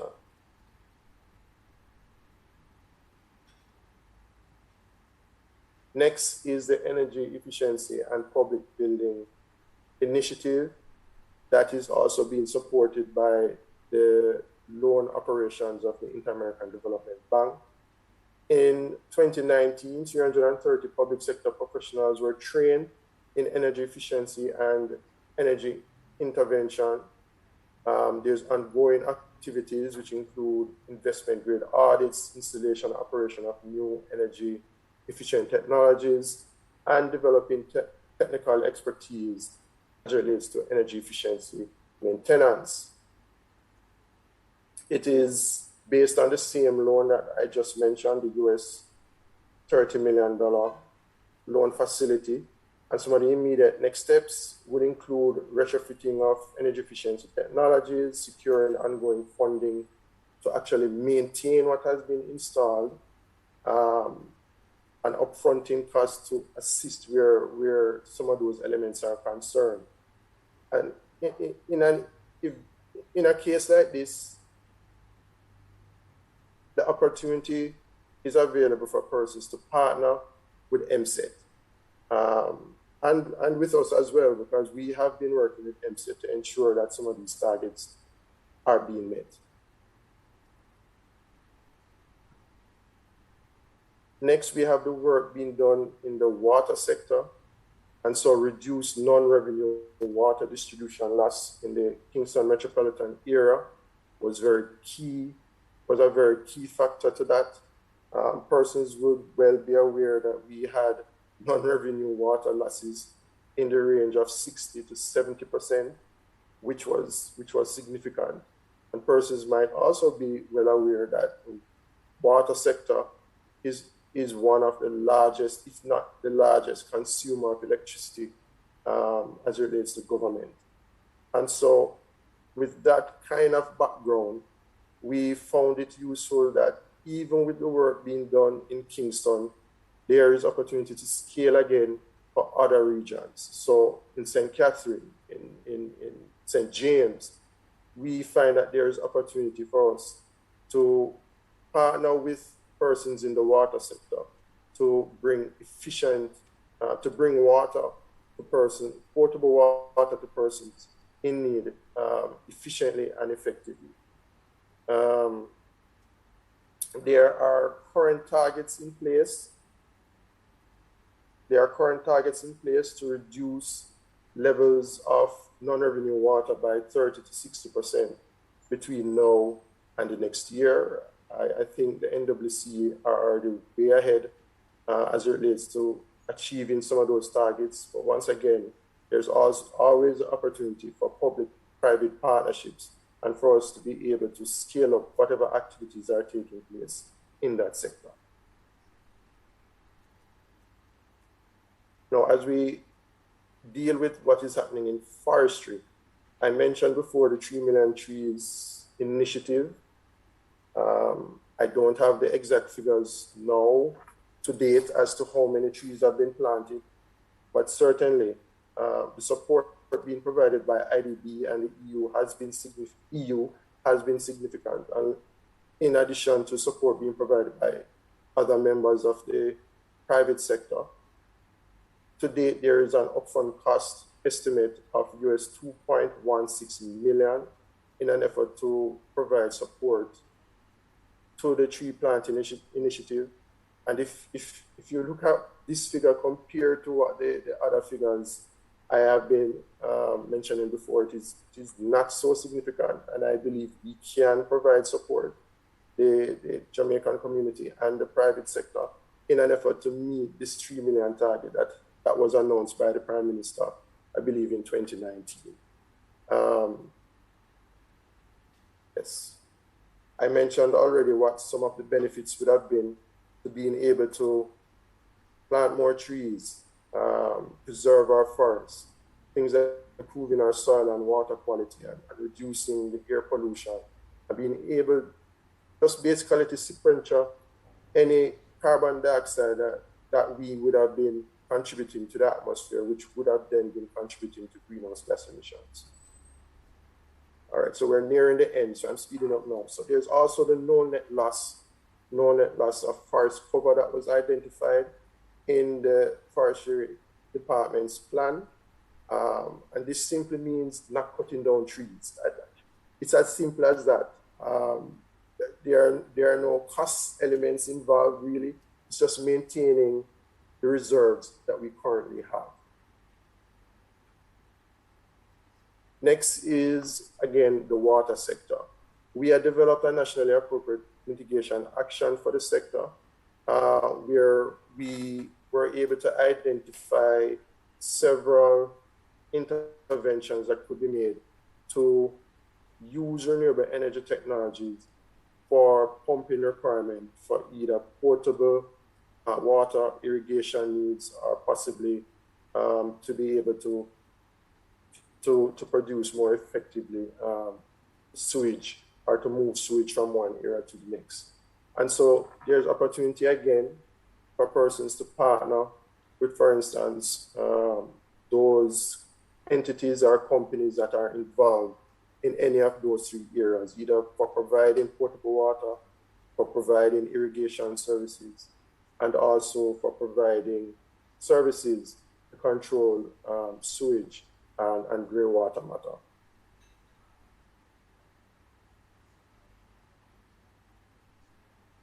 And so clearly there are some funding gaps that currently exist. We have identified 11 commitments which are already fully funded, but despite being fully funded, I will reiterate again, these are just some projects in some areas, and there is great opportunity for scaling in others. So where we see something has been successful in one particular area or community, we are quite sure and confident that in another community, something very similar could also happen. And so even though we have 11 commitments fully funded, there are some partially funded areas, and there are 5 which are still undetermined. So 5 areas which fully need support for. And the 3 key areas are the water sector, transitioning that should take place in the transport sector and in industry, and general renewable energy take-up, whether at the commercial or the residential level. Some of the reasons the take-up has not been what we have been expecting is as a result of some barriers that exist in the energy sector. So generally, the key barrier is the upfront cost to implement or to install renewable energy technologies. Persons are not so willing, at least in the beginning, to upfront the cost because they can't find it. But there are several avenues and schemes and opportunities available. For instance, energy service companies getting into arrangements with the JPS and other funding opportunities out of the DBJ, for instance, that can help to overcome some of those barriers. And so even as we move towards implementation, monitoring, reviewing, verifying, validating, measuring are all important to ensure that the targets are being met. And where they're not being met, we have to ensure that we put mechanisms in place to get back on track. And so tracking progress using the NDC partnership tool, engaging with stakeholders and reviewing various policy documents and other data that is available are key as we plan, coordinate, and mobilize the resources necessary to be able to reach our targets in our implementation plan. And so the partnership plan provides for us, well, the NDC partnership, through the partnership plan, provides for us a tool where we are able to organize our priorities. We're able to also map our projects and activities and harmonize whatever support is needed in particular areas. And so the partnership plan serves as a central place to plan, to track, and to mobilize the support needed in an effort that the NDC that was submitted to the international community can be achieved, and that we are able to meet our emission reduction targets. And so for those that are interested, I'm hoping that someone would place a link in the chat. For those that are interested, the plan can be found here. I have shortened the link for persons who are screenshotting and writing down very vigorously. That once you use this link, you should be able to access the plan directly. And I pause for 2 seconds for those persons. All right? And so once you access this link, you'll be able to see all 16 commitments laid out before you. I just did a quick screenshot of the first 6. And if you were to click on the first commitment, for instance, you would see 2 other sub-areas. And once you click on a sub-area, it will build out all the information that is required on all the information that is available under that particular commitment. And so the information is broken down into outcomes, outputs, the various indicators tracking what is happening for that particular commitment, information related to the priority request and the support received, the budget required, and any other supporting information. Now, the next steps. We will continue to enhance and to improve the information in the partnership plan tool online. We are in the process now of mobilizing, and this is a start of what I guess you would term being the matchmaking process. In 2023, through the leadership of our project manager, Dr. Kwame Emmanuel, we are hoping that we will have a national monitoring and verification and reporting system in place where we will be able to track all that is happening as it relates to our GHG emission levels at some frequency, and also provide information to the international community based on our reporting requirements. In 2025, the next cycle of update of our NDC would come up, and so we will be required to produce another NDC by then. Great. So that really is it as it relates to the implementation plan. There's a discussion segment that is coming up now, and once again, I just want to thank all persons, stakeholders that we have been engaging with over the last 2 years in an effort to reach this stage now. I will turn over now to Anita Mills.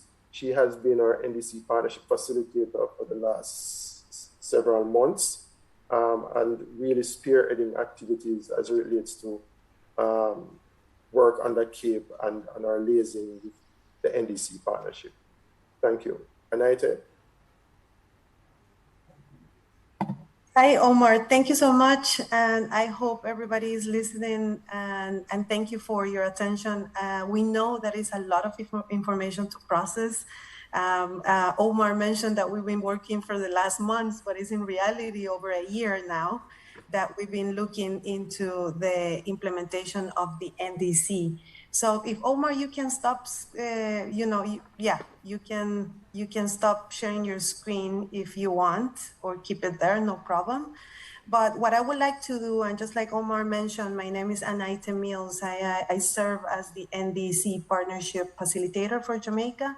And what that means is that I'll be engaging with international partners and going in through the matchmaking process of identifying some of the gaps in funding, monitoring the progress of the achievement of these targets, and engaging with different sectors in Jamaica to continuously validate and review these targets. It's quite a job and quite a commitment, but I am very happy to work with the Climate Change Division under the leadership of Ms. Una Mae Gordon and the rest of the team who have been completely engaged in this process. So for this next session, I have noted many questions that people are posing on the chat, but I would like to first invite one of the key sectors that is featured in this NDC plan. And if I may, I will ask Rupert, my colleague there at GIS and the Ministry of Housing, to unmute Dr. Donna Lowe from the Forestry Department, and perhaps she can share with us a little bit of the insights from the sector itself on comments about the targets, what they're doing, what they want to do. So many of our international partners can hear the plans that the sector have and be able to offer some technical support. So Donna, I hope that my colleagues have been able to find you. And if not, please just raise your hand. I think you're ready now. Donna, over to you. Okay, thank you, Anna T. Thank you, good morning. Thank you, moderator. All protocol observed. Good morning, everyone. I am so excited to be in the room sharing with all my colleagues this ambitious task that the country has signed on to with the revised NDC for Jamaica. And I'm even more excited that the forestry sector and the other land use, the other vegetative land use sector, has been included in this revised NDC. Inarguably, forests or trees are an important asset in the fight against climate change. And of course, we can't argue with the research, which shows that forests sequester approximately twice as much carbon as they emit. So as we move towards a national vision of a carbon neutral or a low carbon and climate change resilient Jamaica, we have to keep the forest and the forest sector into the vision. So as Mr. Alcock pointed out in his presentation, the agency was modeled, and we worked closely with the World Bank and Vivid Economics to come up with the model that in fact demonstrated that including the forest sector in the revised NDC was increasingly ambitious and achievable. So under this revised NDC, the agency, which is the lead government entity, has committed to plant 3 million trees in 3 years. So in effect, the 3 million tree planting would culminate in the year of 2023. This is an initiative that was put on the table by our Honorable Prime Minister in 2019. As you mentioned, it came out of the block slowly, partly due to the fact that the necessary or underpinning resources, more so finances, were not then earmarked for this national initiative. Since then, though, the agency has been aggressively courting our private stakeholders and other entities in public-private partnership towards the execution of these 3 million trees in 3 years. So Mr. Alcock, as you mentioned, that you didn't have the updated figures, but to date, at the end of August, we have planted just under just a shade under 800,000 seedlings. And we are anticipating a significant uptick in this figure in the next planting season that starts in September, because we have several large reforestation initiatives and programs coming on stream. As we speak though, Anati, the agency is in the national tree planting mode that culminates in everybody planting a tree on Friday, October 7th. So if you are not aware of that, no, let me make a shameless plug to say that the agency is distributing seedlings for planting to all Jamaicans. You can collect these seedlings from any of our nursery island-wide, and even here at the head office, because every single tree counts towards this 3 million target. In fact, this 3 million targets, by extension, it would be equivalent to just on about 4,800 hectares of forest being planted. It's just a crude calculation using our stocking ratio, but at the end of that period, we'll be looking at 4,800 hectares. And by virtue of scale, in Jamaica, 4,800 is significant. And currently, our aim is to maintain forest cover at 30% or more. So under this new revised NDC commitment, we cannot get below 30% of forest cover island-wide. What we have found that the drivers of deforestation and degradation are mostly pinned to our infrastructural development sector and of course our mining. So we have been having dialogue with these entities towards a no net loss in forest cover. In other words, if you're doing any form of development that leads to the removal of trees, you have to engage the forestry department to see how best you can offset the loss of forest cover, whether public or private. And we know that forest cover or forests or trees are one of those significant sinks, and the growing stock fixes more carbon than that of the mature forest. So it is important for us to maintain this forest cover.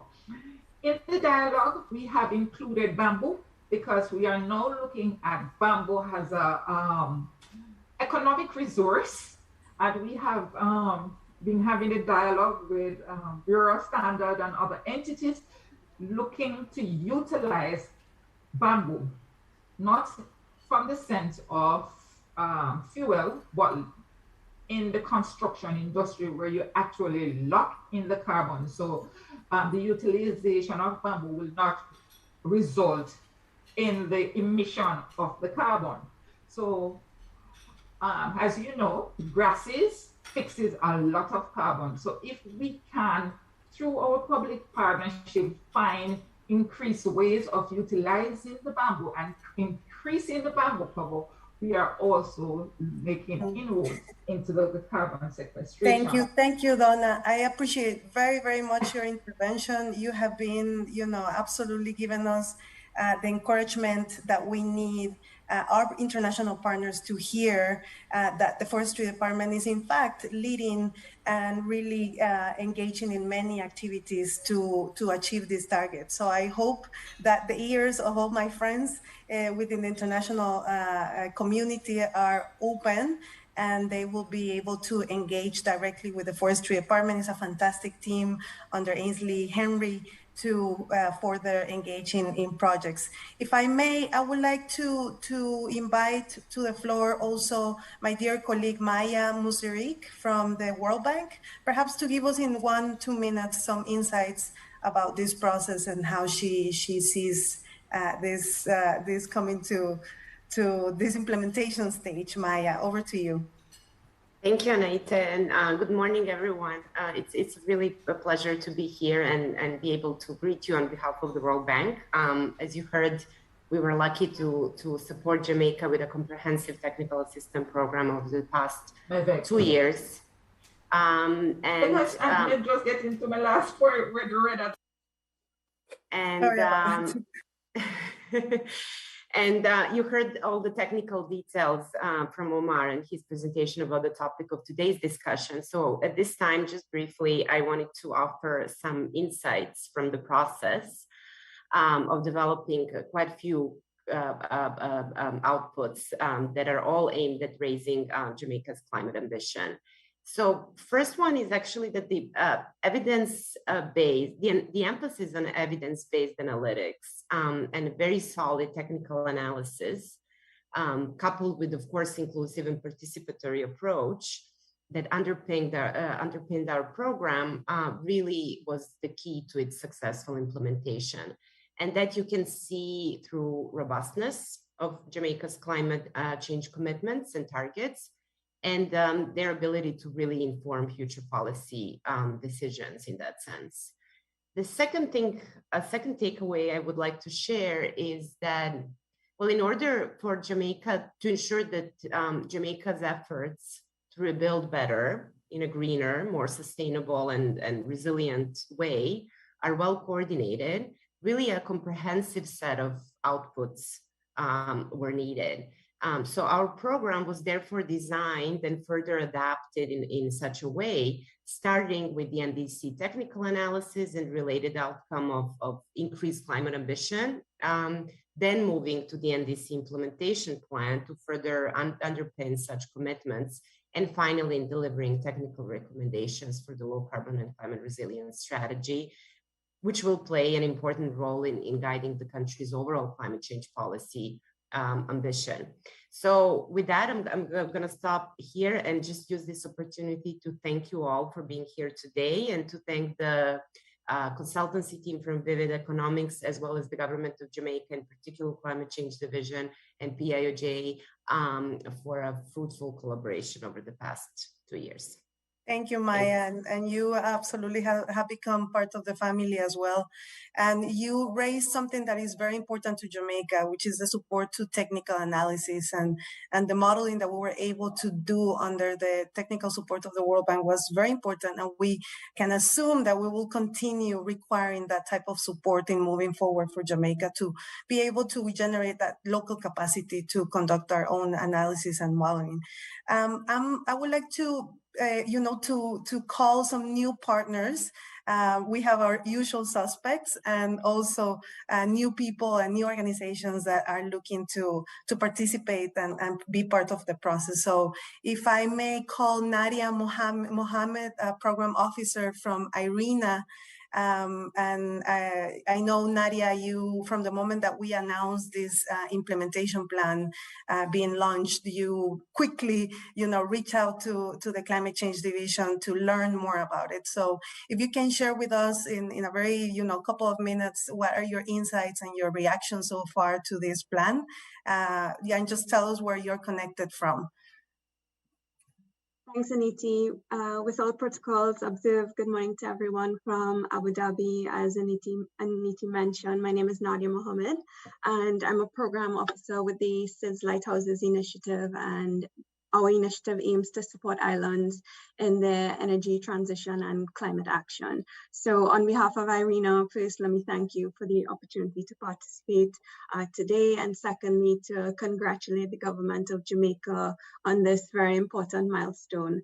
Perhaps it'll be useful for me to give an overview of our mandate. We are an intergovernmental organization with a mandate to support countries in the deployment of renewable energy as a key climate solution. And in that regard, NDC enhancement and implementation support has been a key strategic priority for us. In terms of our support for NDC implementation, that has largely been focused on project facilitation services, as well as strengthening enabling frameworks for renewable energy deployment. So that relates to technical assistance, as well as capacity building in various areas, including policy, regulation, technologies, and finance. In the context of the commitments presented today, we've identified some key activities that fall within our remit, and we definitely welcome the opportunity to engage the government as well as other stakeholders, regional and international partners, especially to streamline our efforts, because we recognize that there are a number of players in this space and we can maximize, resources. So in Prof. Taylor's and Mr. Vieira's remarks, access to finance was identified as a key enabler for the net zero vision. And indeed, that is a priority for IRENA, and we are doing this through our project facilitation services. We have collaborated with partners, including UNDP, SE for All, and the Green Climate Fund to establish a climate investment platform, or CIP.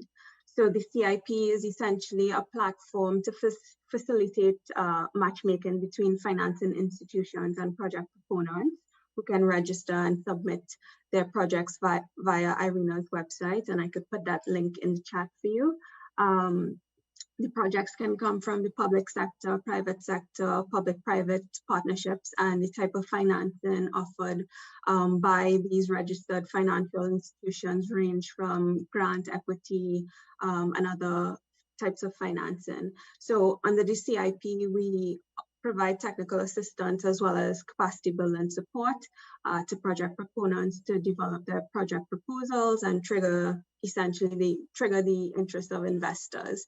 So for example, the NAMA in the water sector, I note that involved the deployment of solar PV projects as well as the preparation of business cases. So I see a clear avenue for support there.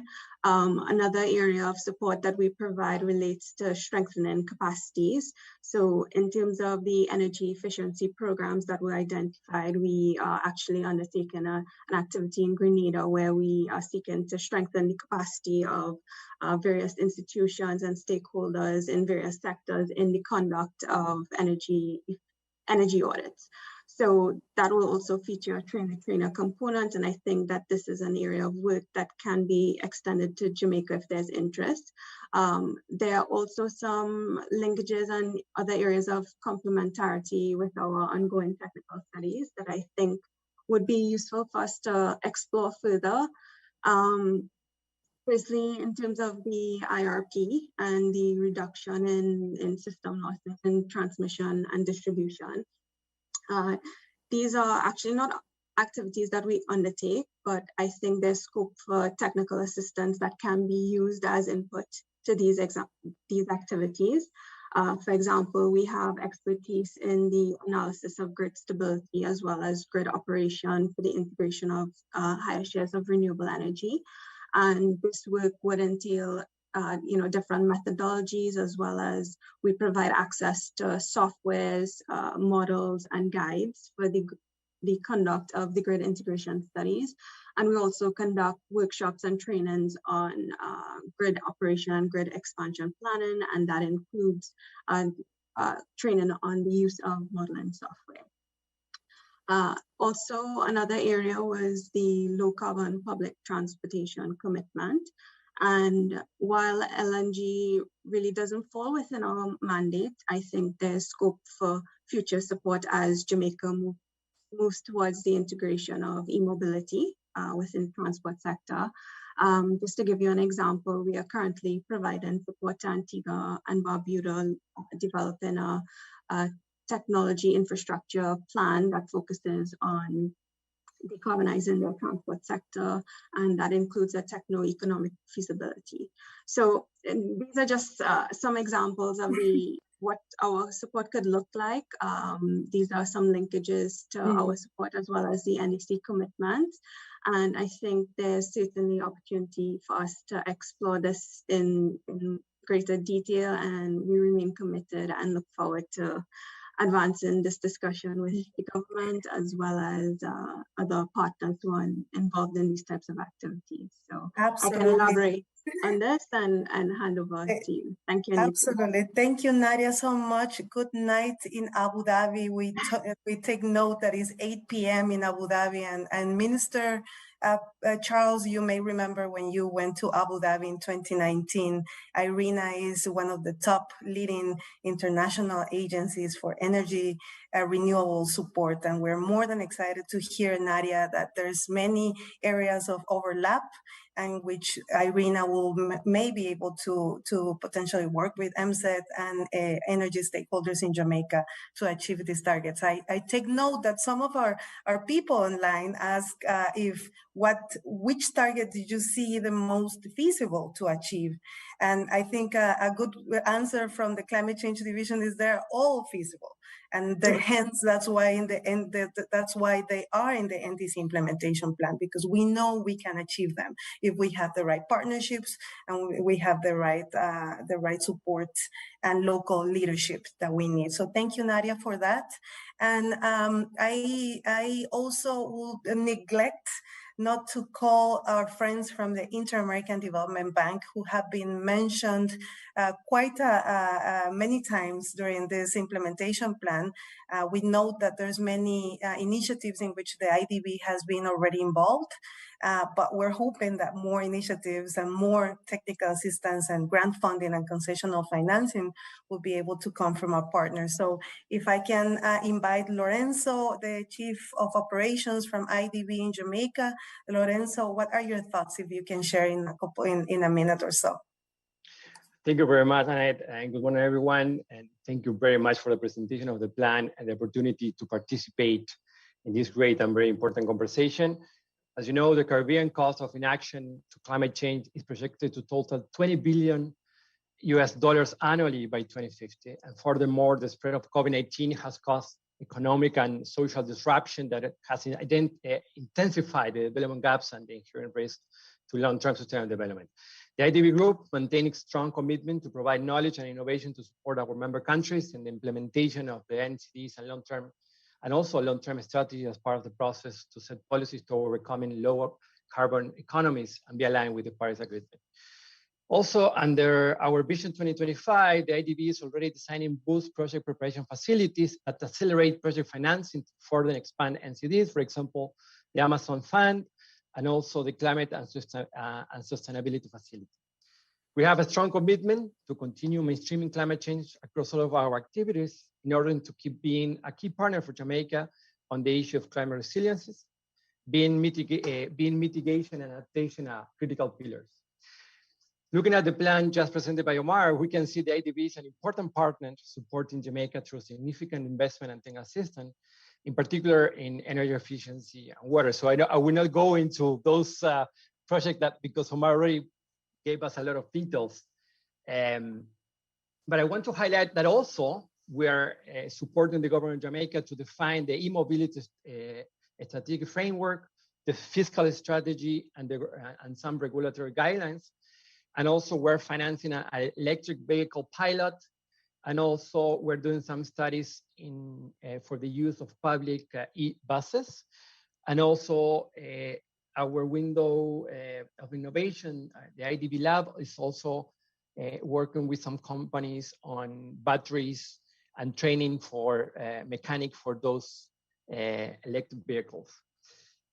Also, Mark mentioned the water. The water is our water loan. Actually, this is our older and biggest loan investment in Jamaica. It's a 10-year project that is closing this year. Has been more than 130 million investment, even more. So the investment is even more of that Omar mentioned with the NWC. And furthermore, I want to mention that currently the IDB is working on an initiative called Build Forward, aimed to helping Caribbean countries to define sustainable development pathways for their transformation. Through this initiative, that will provide financing alternatives to pioneer projects such as electric vehicles, solar highways, smart ports, smart grid system, and 3D printing bridges. And some of the components on this futuristic initiative are smart and resilient investment scans and prospective to have a comprehensive review of countries' investment needs, and also some advisory service on structuring to provide a green innovation portal for investors, strategic thinkers, and new technology providers, and also a multi-donor facility to provide targeted concessional financing for resilient infrastructure projects. That from my side. I have also here my colleague Gerard Alec, that is our climate change specialist, and they're going to give you guys some other initiatives that we're working here in Jamaica. Yes. Thank you very much. Thank you, Lorenzo.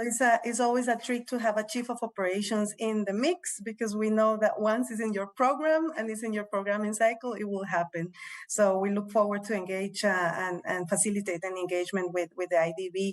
Gerard, if you can quickly share with us a little bit, some of our attendees are asking about mangroves, about what's happening in terms of what kind of support can be given to Jamaica in the forestry department and mangroves. I know you have some ideas there.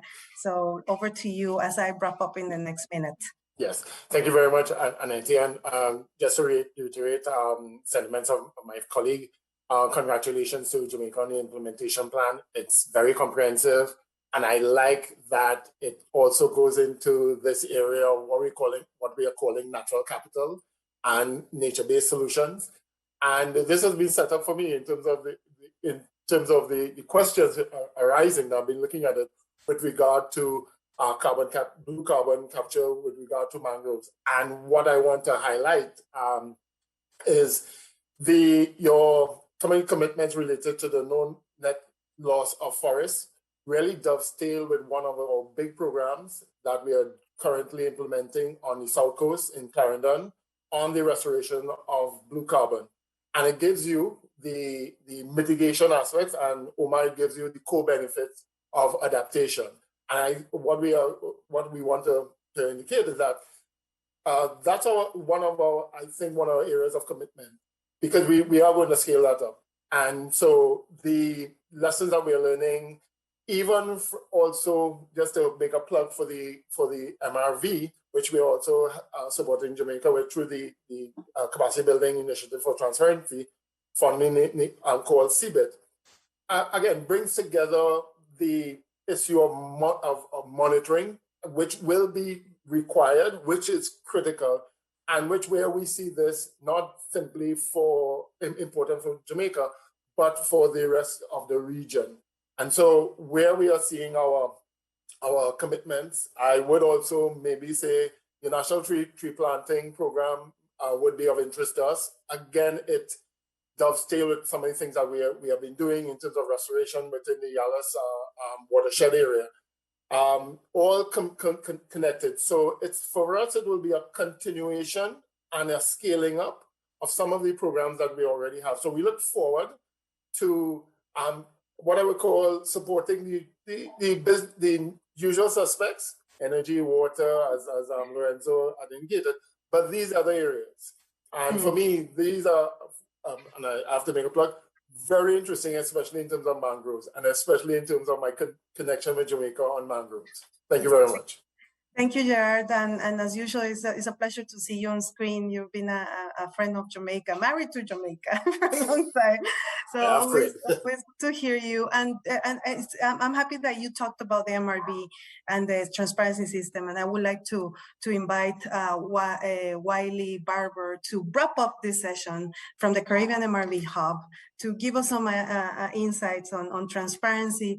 And with that, before Wiley finishes, I would like to also acknowledge Cayetano Casado and Clarissa Lene as a fantastic team from the NDC partnership who have guided us through this matchmaking process that we are showing you and demonstrating you how it's going to happen in the next few months. So Wiley, over to you. Great. Can you hear me okay? Okay, great. Well, thank you.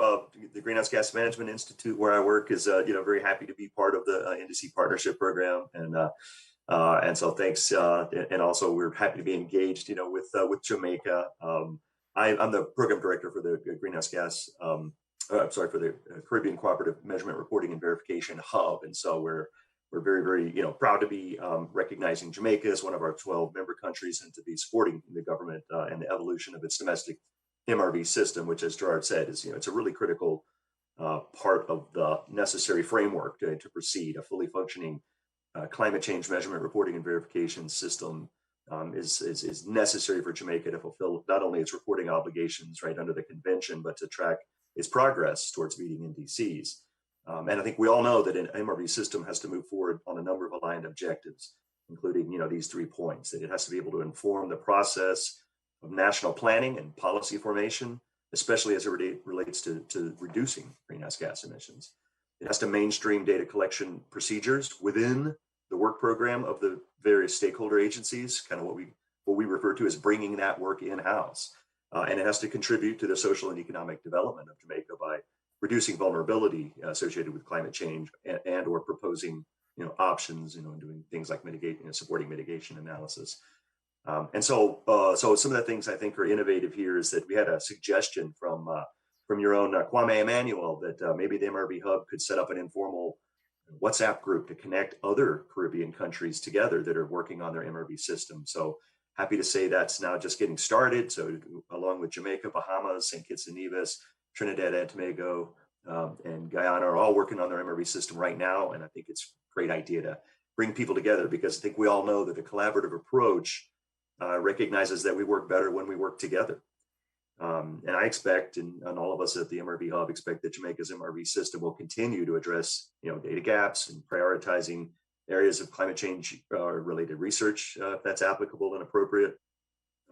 We know that the success of the national MRV system requires cooperation and coordination amongst individual stakeholders and institutions involved in the system, and that everybody has the various levels of skill and access to information.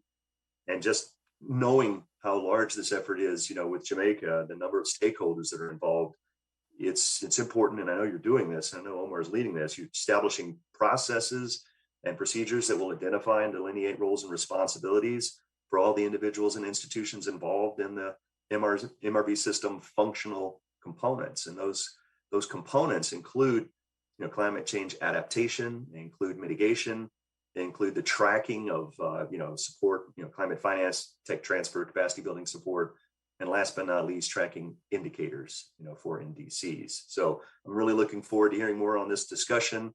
I have a warm spot in my heart for forest projects. And I think it's important, when you go into this, when you start thinking about not just your NDCs, but I hear a lot of talk about Article 6, just manage expectations, right, about Article 6 revenues.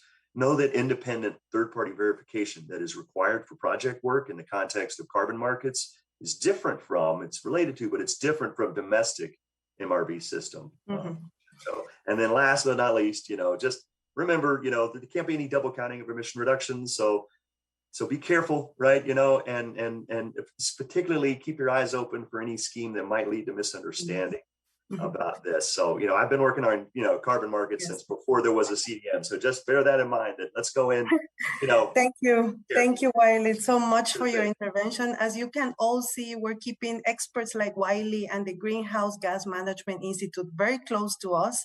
So we follow this kind of guidance and this kind of technical advice. We are not doing this alone. So Ms. Yuna May, what do you think? This is quite a group, and this is just the start of this matchmaking process for the NDC implementation plan. Please let me invite you to tell us some of your reactions as we wrap up this session. So thank you very much, Anaite, for that great facilitation of that session. And let me thank you all for engaging. My little task is to just reflect on this process, which I think Minister said started a couple of years ago, 2018, I think, when we joined the NDC partnership as a group out of Jamaica. And in everything that we do and accomplish, it's always good to reflect on the process and the journey that got us where we are today. And so as we chart the future, I would like to say it has not been an easy road. But what I can say, it has been an amazing learning journey for the team at the Climate Change Division and myself, in terms of what we call the A-team. It has been an amazing learning journey. And with experts that you see went before, I think what we did not hear enough of from the CAP program, and I think Anaiti mentioned, Omar mentioned, it was 11 sub-programs with 6 international development partners working together to get us here today. And I think that should not be lost on us. And how we manage that is the feat that we celebrate. I think Omar's presentation indicates what, in our purview, is the NDC, is the nationally determined contribution. That in our purview is what we have to deliver, and we ought to deliver at the Climate Change Division. We are responsible as the division. And so delivering an NDC that is all-inclusive, all-encompassing, with all the sector, all the sectoral coverage was not an easy road.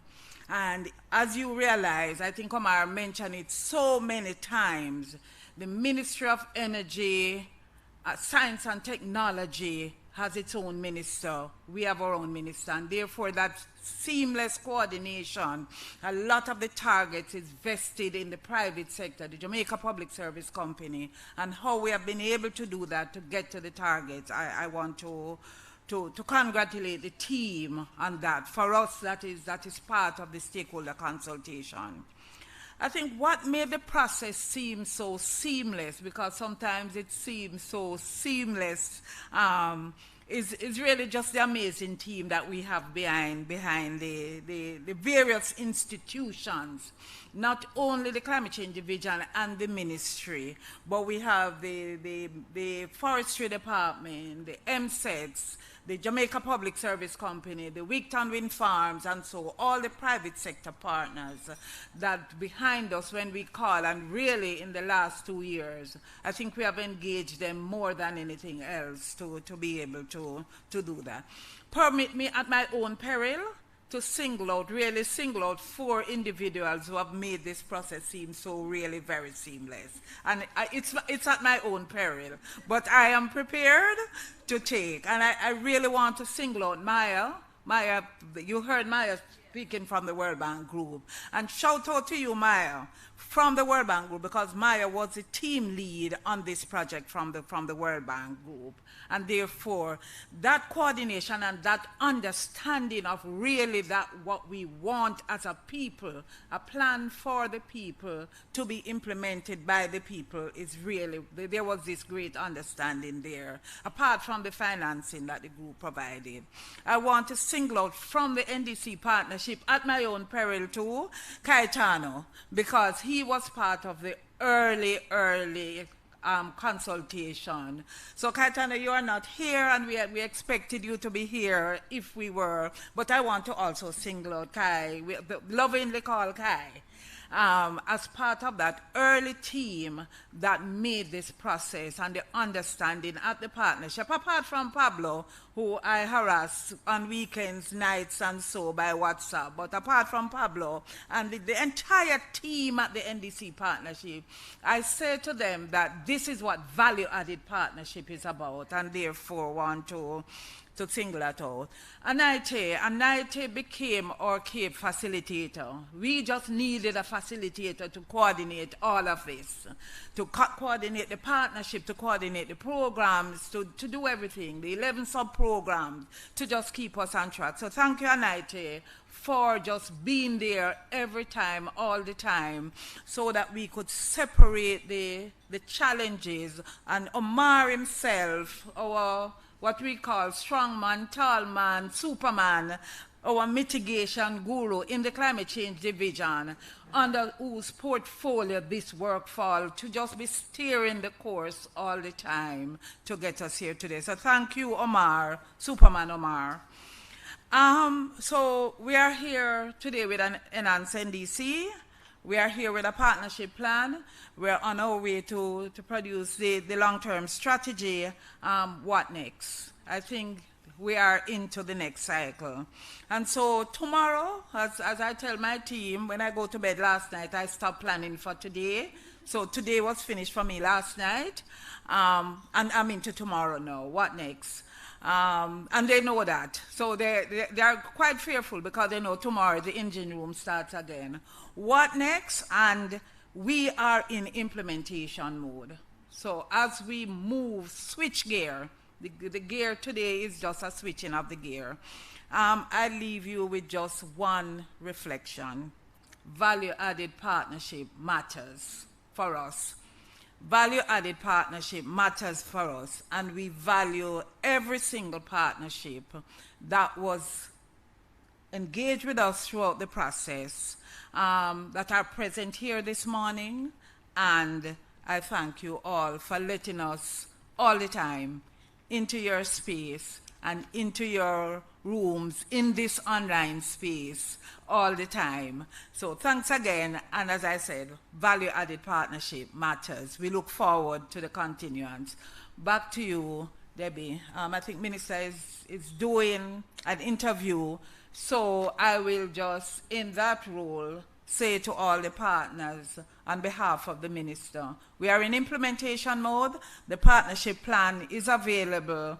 It is fully costed, as Omar was bouncing those figures around, and therefore we ask you to continue to work with us on behalf of the Minister and the Ministry and the Climate Change Division. The NDC partnership plan is alive and well. Thank you all very much.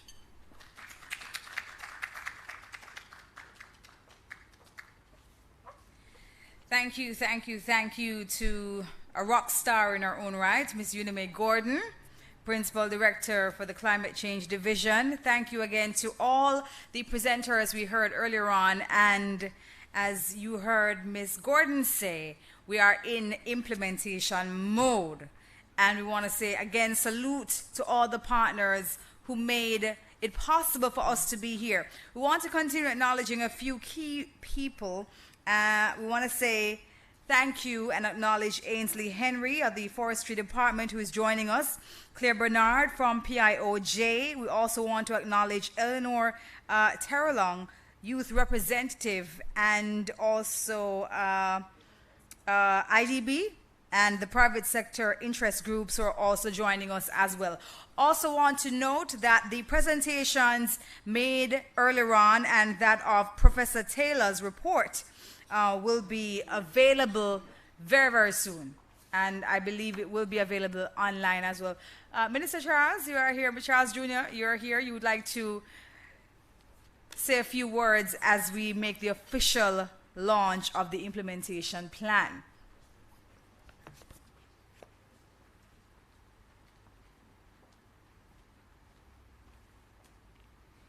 Well, let me just again say thank you to everyone that has participated, to our moderator, and to all of the distinguished stakeholders.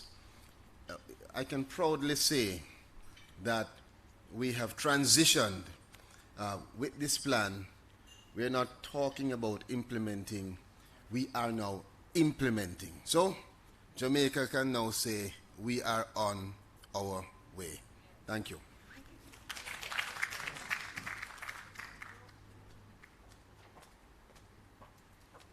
Thank you so much, Minister. Yes, we are on our way. Very good to hear.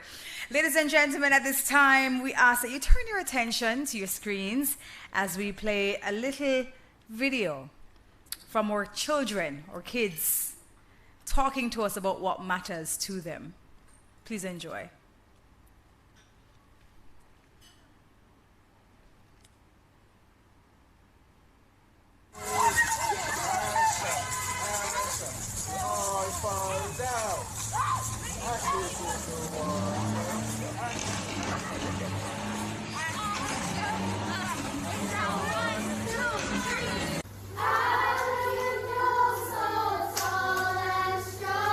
I said to the riverside.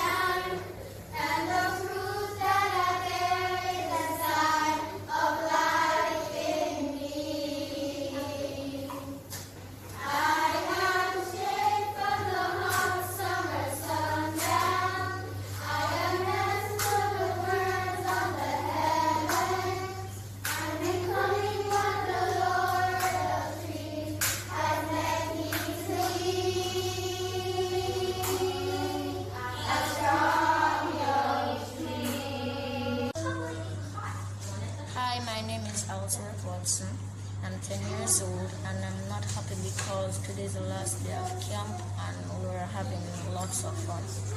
We're painting, crafting, we're doing work on the board, watching the video.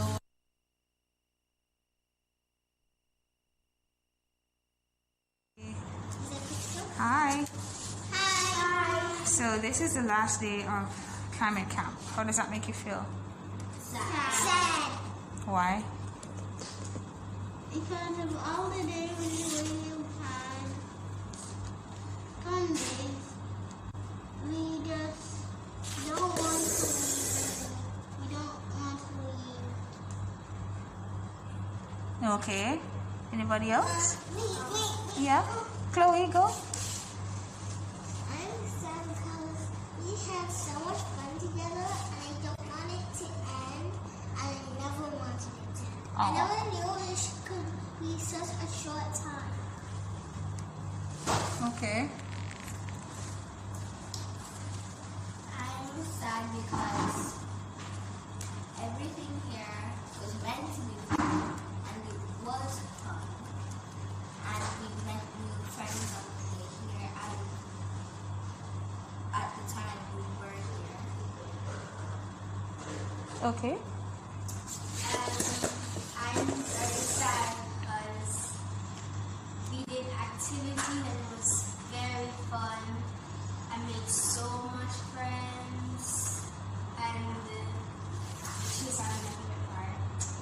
I don't want to leave. It's so fun, and especially my teacher. She's the best, and I love her. What did you guys learn? About climate change. What is that? When there are too many greenhouse gases in the atmosphere, warming the earth. So, how can we stop that from happening or try to stop? By planting lots of plants and trees. By reducing the amount of carbon dioxide we spread from motor vehicles and factories. Wow. And try to make the world clean. And try to make the world a better place to have fresh air. Wow. So we can live. Driving cars less. Drive cars less. Good job. So, see you guys next year then. Bye. See you next year. See you next year.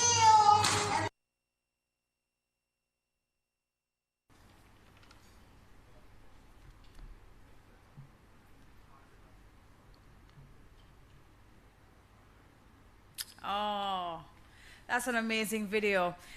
Thank you so much. Our children are our future, and they understand what is happening, and we hear them, and we move forward to ensuring that we do in fact see them next year under better conditions. All right, ladies and gentlemen, we move into our session 3 towards COP26 on the topic Science Matters, dissecting the Ipcc report. Again, we are asking you all, if you have questions, we're asking you to put them in the chat, and we're going to be taking them later on. And at this time, I will be introducing Professor Tanisha Stevenson, who will be taking us through dissecting the Ipcc report. Just to give you some background on that, the Intergovernmental Panel on Climate Change, Ipcc, is the United Nations body for assessing the science related to climate change. It was created to provide policymakers with regularly prepared comprehensive assessment reports about the state of scientific, technical, and socioeconomic knowledge on climate change, its impacts and future risks, and options for reducing the rate at which climate change is taking place. In August 2021, Ipcc released Climate Change 2021, the Physical Science Basis Full Report, Summary for Policymakers, and the Technical Summary. The report represents the first in a series of global assessments of climate change and its impacts that will be released by the Ipcc in their current cycle over the next few years. This report covers the latest scientific knowledge, and we ask at this time Prof. Stevenson to help us to understand what all of this means. Please make her welcome. Good afternoon, Honorable Minister, ladies and gentlemen. So we wish to speak on Science Matters, dissecting the IPCC report, and we're going to look at some of the key messages for the globe and for the Caribbean. Allow me to thank the organizers for the invitation to participate. Just to give us a summary of the IPCC process. So the sixth assessment report by numbers, we had 234 authors from 65 countries, 28% women, and 30% of us were new to the IPCC process. The review process, the assessment of scientific literature involved over 14,000 publications, responding to 78,000 review comments, and on the final government draft, 46 countries contributed to that process. So we want to start by looking at some of the general messages coming out of the sixth assessment report of the Intergovernmental Panel on Climate Change. And some of these key messages you would have heard before, and we reiterate. One, recent changes in the climate are widespread, they're rapid, they're intensifying. And a word that you will hear used a lot when we speak of the climate change globally and in our region is unprecedented. And so the recent changes are unprecedented in thousands of years. Two, unless there's immediate, rapid, and large-scale reductions in greenhouse gas emissions, then all of our attempts of limiting global warming to 1.5 degrees Celsius will be of no avail.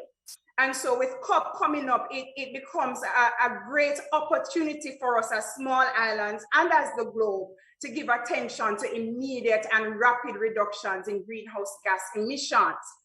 One of the third key messages coming out is it's indisputable the impact that we are having and are causing with respect to climate change. So it's indisputable our impact on extreme climate events, including heat waves, heavy rainfall events, and drought, and other climate extremes that we are already experiencing.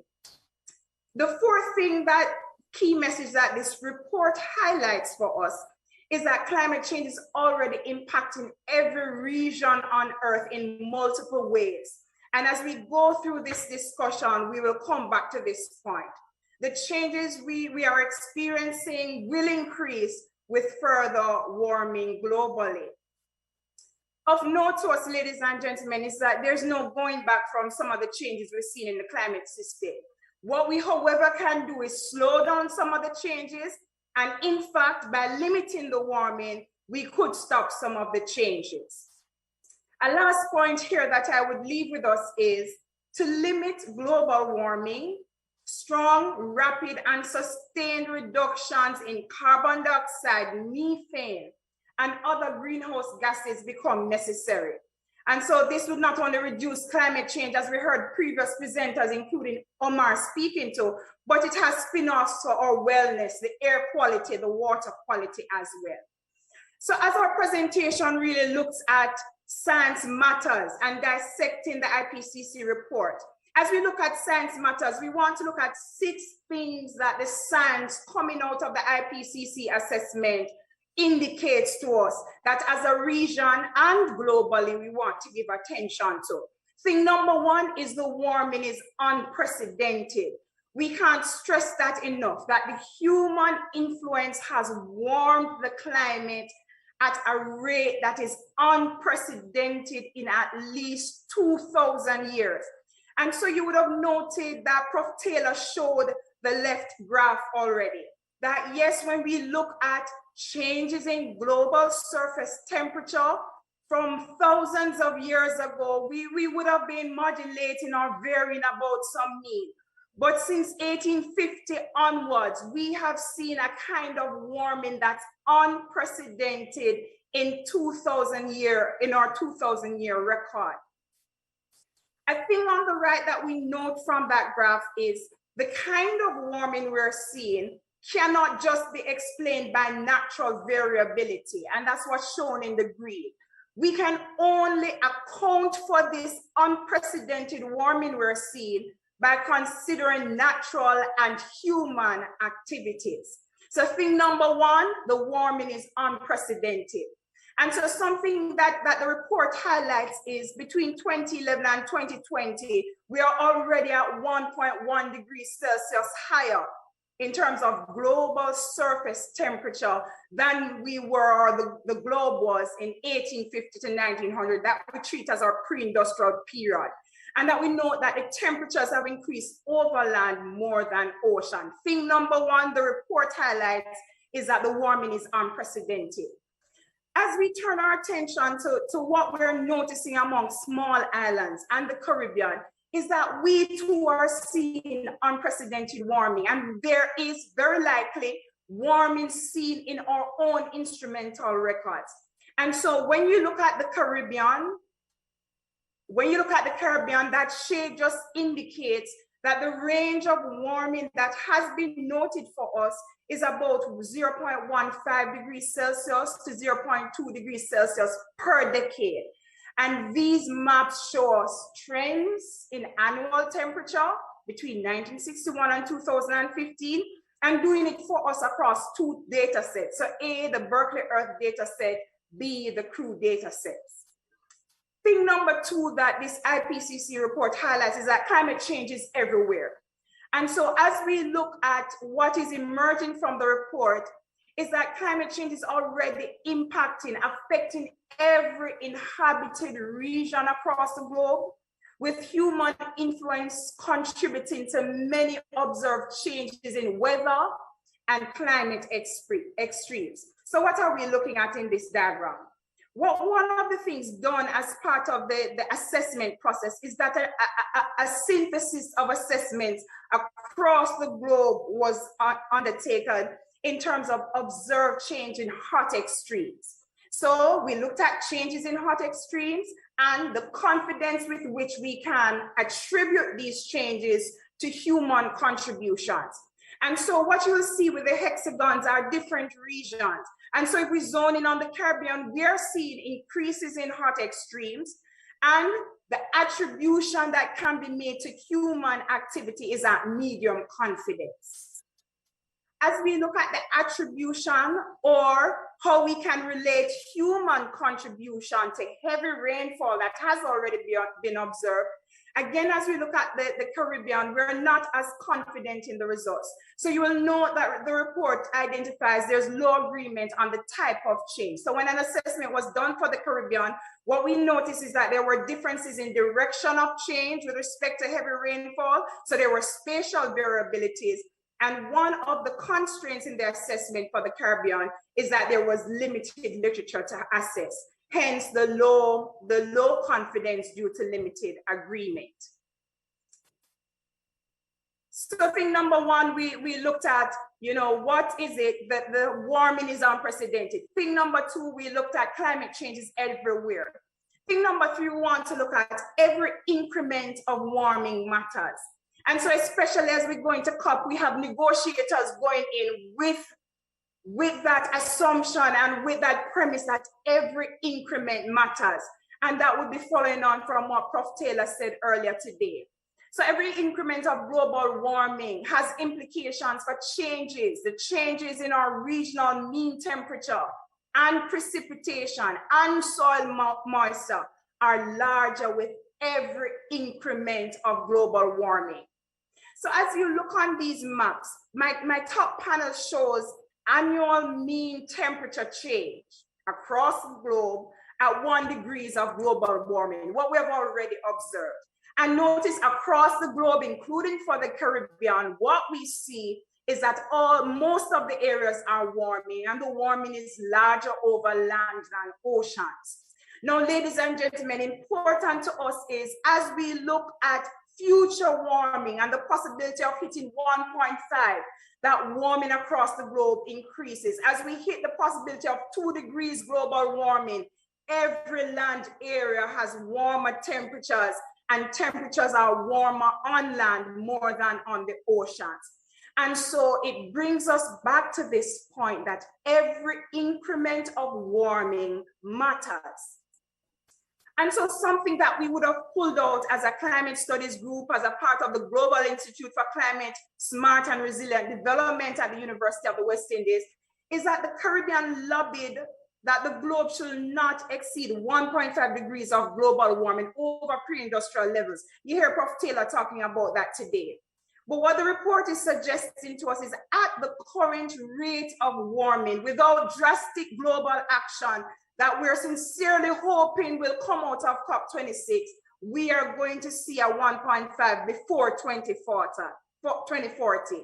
And so again, ladies and gentlemen, it speaks to the urgency of a global response to climate change and to decreasing our greenhouse gas emissions. We're continuing on thing number 3, that every increment of warming matters. And so when we look at annual mean precipitation change, I want us, ladies and gentlemen, to look at the Caribbean. And as we look at the Caribbean going across the Atlantic, you notice that at 1.5, the science is suggesting a drier Caribbean. And if we hit 2 degrees global warming, an even drier Caribbean, not to mention what could possibly happen at 4 degrees Celsius. Again, the imperative that every increment of warming matters and our response has to be drastic and immediate. I won't spend any time with this graph, or Prof. Taylor has already spoken to it. But it helps to bring home the point, ladies and gentlemen, that as we look at what's happening for the Caribbean, it is also important that every increment of warming matters. And so for us, water availability becomes an issue of the future. That brown shows that the drying across the Caribbean will increase as we move from 1.5, or if we hit 2 degrees Celsius of warming versus 3 degrees, even worse, 4 degrees.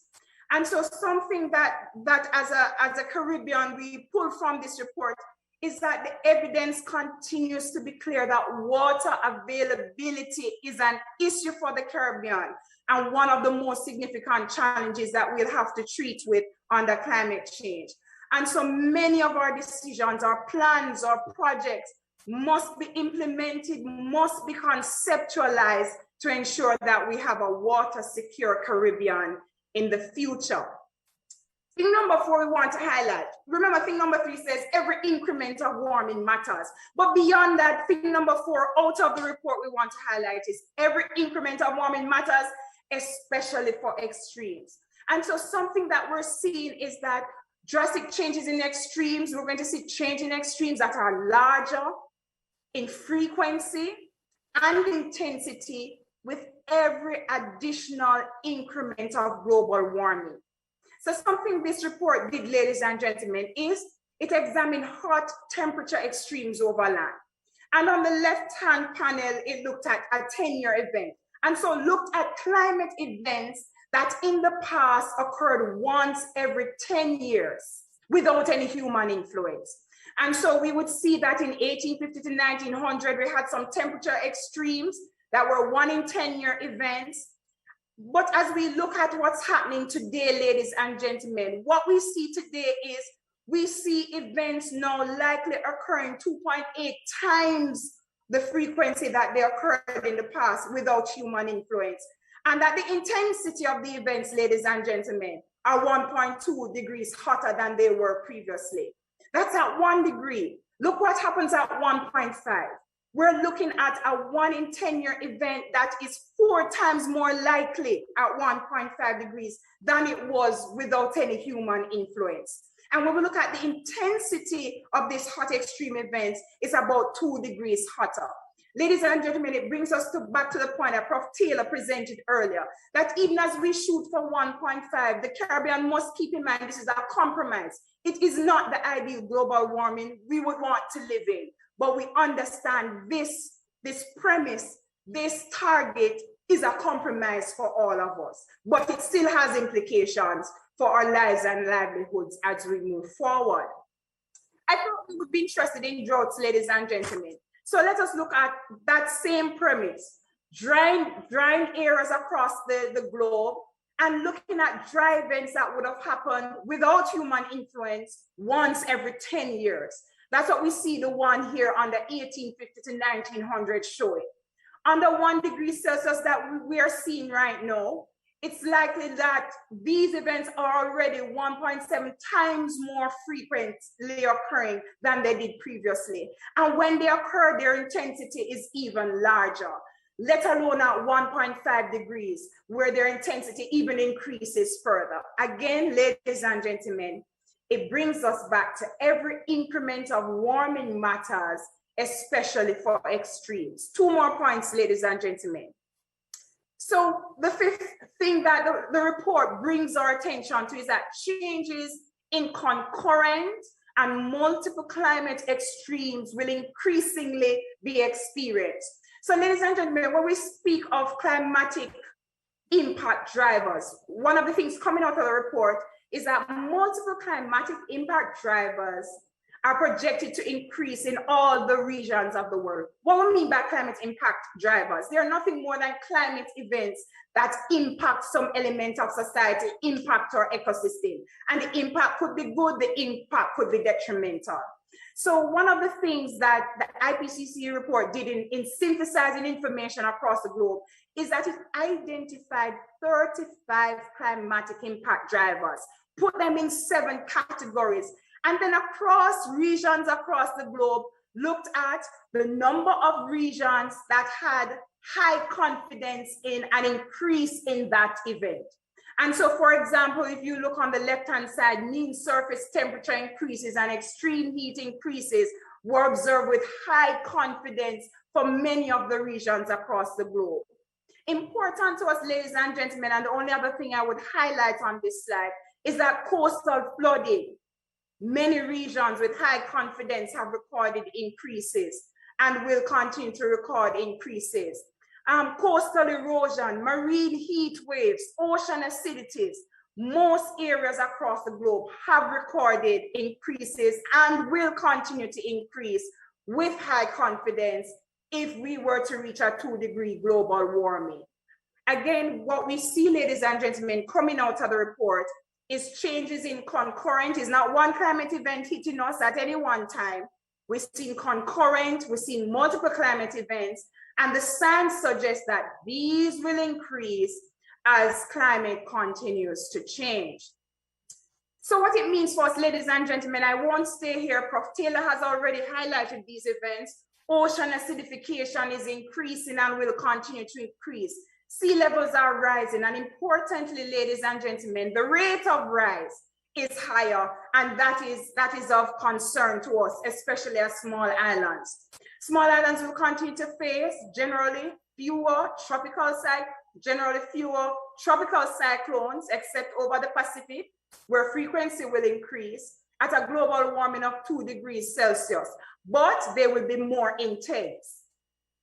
Another thing we will note for the Caribbean is higher evapotranspiration will be observed under warming climate, and that just speaks to drier conditions and more severe agricultural and ecological droughts. My final point, ladies and gentlemen, emissions matter.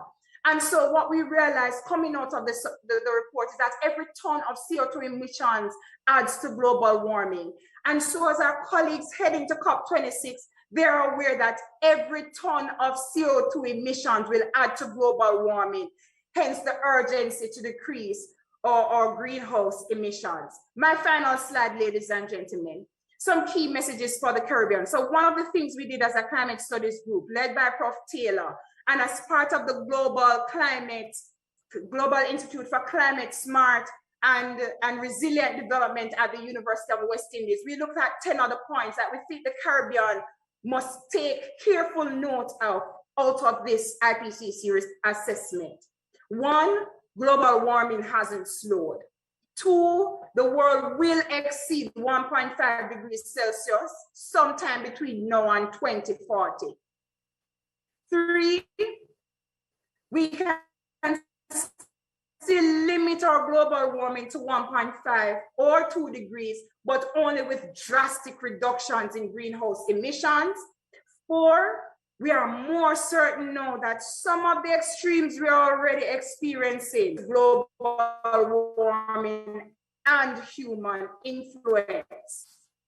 5, heat extremes are part of the new normal, especially and including in small islands, and will only get worse if we do not manage to limit global warming. 6, those months we expect rainfall will get drier. Again, if we don't try as much as possible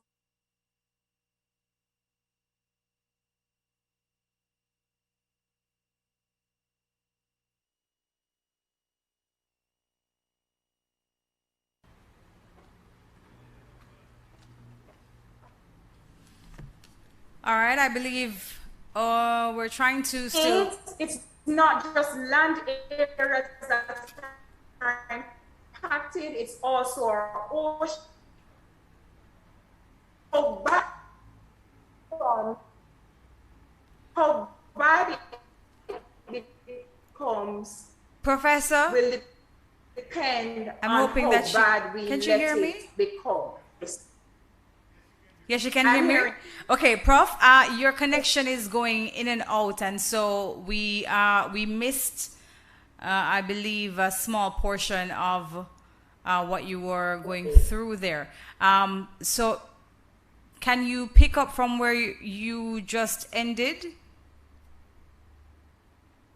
So just the last point. I'll leave the last point with you. Okay.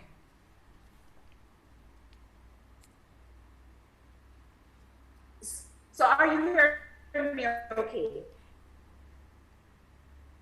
It's still breaking up. Are you hearing me well? Yes, I'm hearing you now. You can go ahead.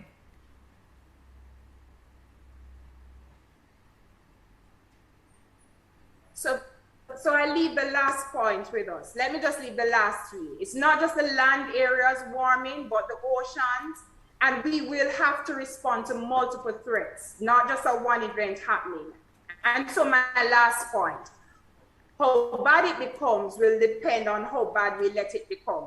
And so as a globe, as our negotiators, it is our hope that globally we can make some decisions to increase our response to climate change. Thank you so much, colleagues, for listening.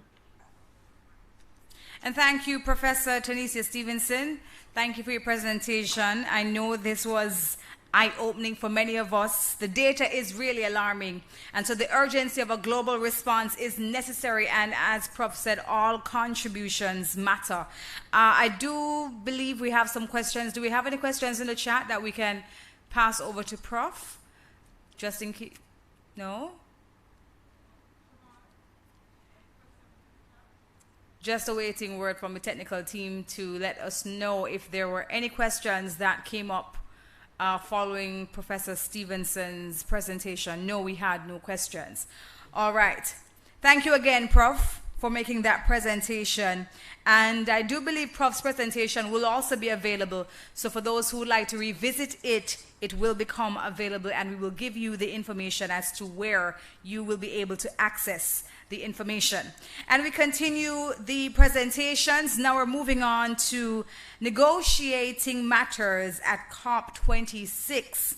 And at this time, we're going to be looking at adaptation and loss and damage. And our presenter for this is Miss Leanne Roper, who is here and ready to make her presentation. Please make her welcome.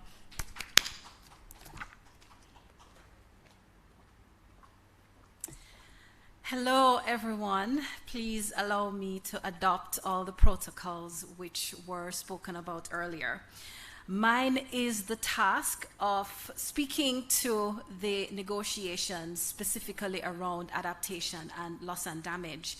And there will be a presentation that will be coming up shortly. But before I get into the meat of the matter, I will just set the context a little.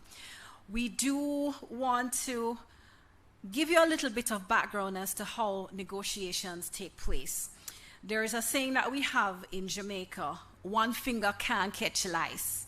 What that means is teamwork is important. We have many different streams of work when it comes to climate change. And as a small island, our team is very limited, so it is impossible for us to be in all the different rooms. So we do what we call divide and conquer, and we work as a team. So the primary group that we negotiate in is called the Alliance of Small Island States. And of course, we love acronyms in climate change, so that is AOSIS. And we also negotiate in a group of 77 and China, or we shorten that G77 and China. We also do meet as CARICOM to discuss different positions, but noting that it is not a specific negotiating group in the process, but we certainly want to ensure that our positions are aligned. So with that background, we get into the first item, which is around adaptation. I think what has been clear so far is the science speaks to exactly what the current situation is. We realize that the effects of climate change means that the adaptation target is moving. We therefore are playing catch up in a sense. And as such, it requires a lot more from us, a lot more in terms of financing, in terms of technical capacity, and in terms of technology. We want to put on the table, and much has been said already, we are doing what we can. Over the, well, I would say more than a quarter of a century, we have been working on climate change action, and this has been in various forms.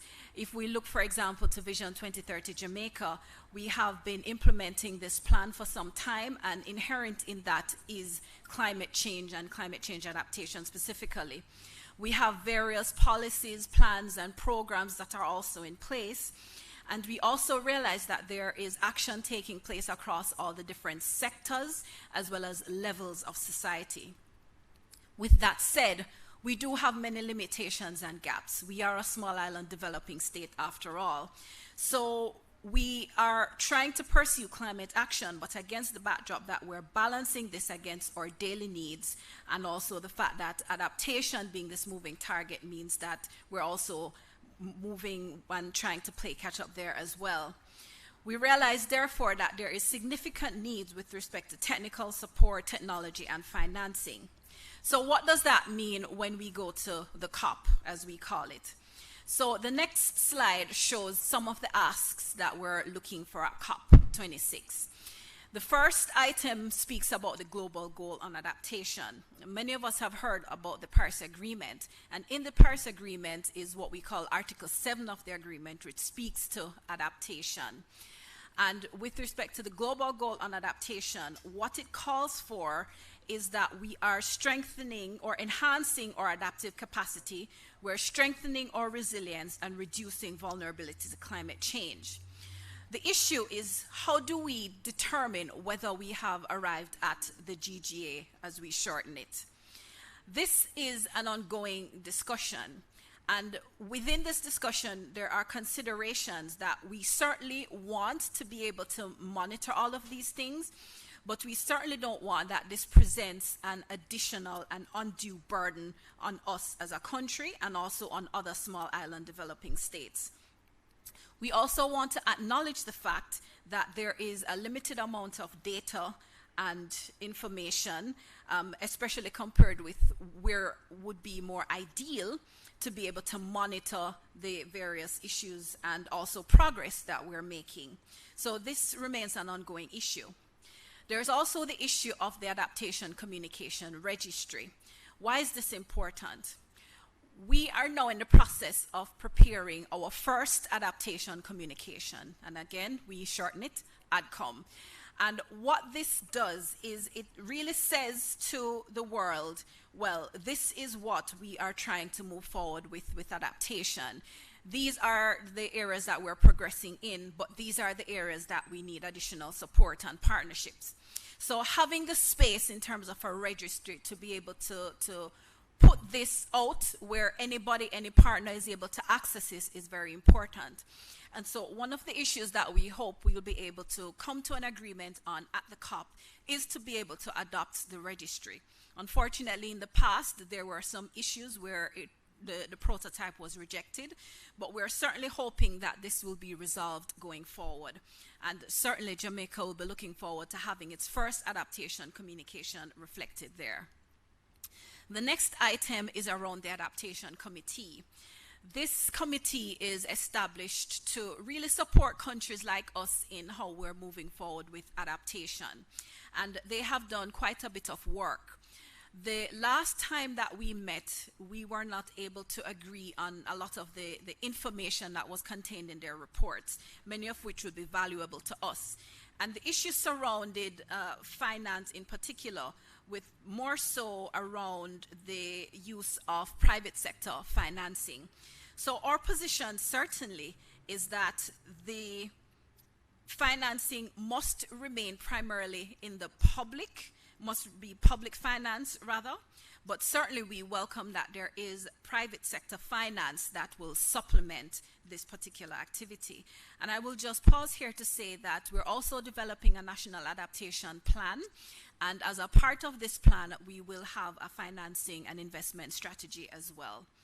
And then the other issue is now scaling up adaptation.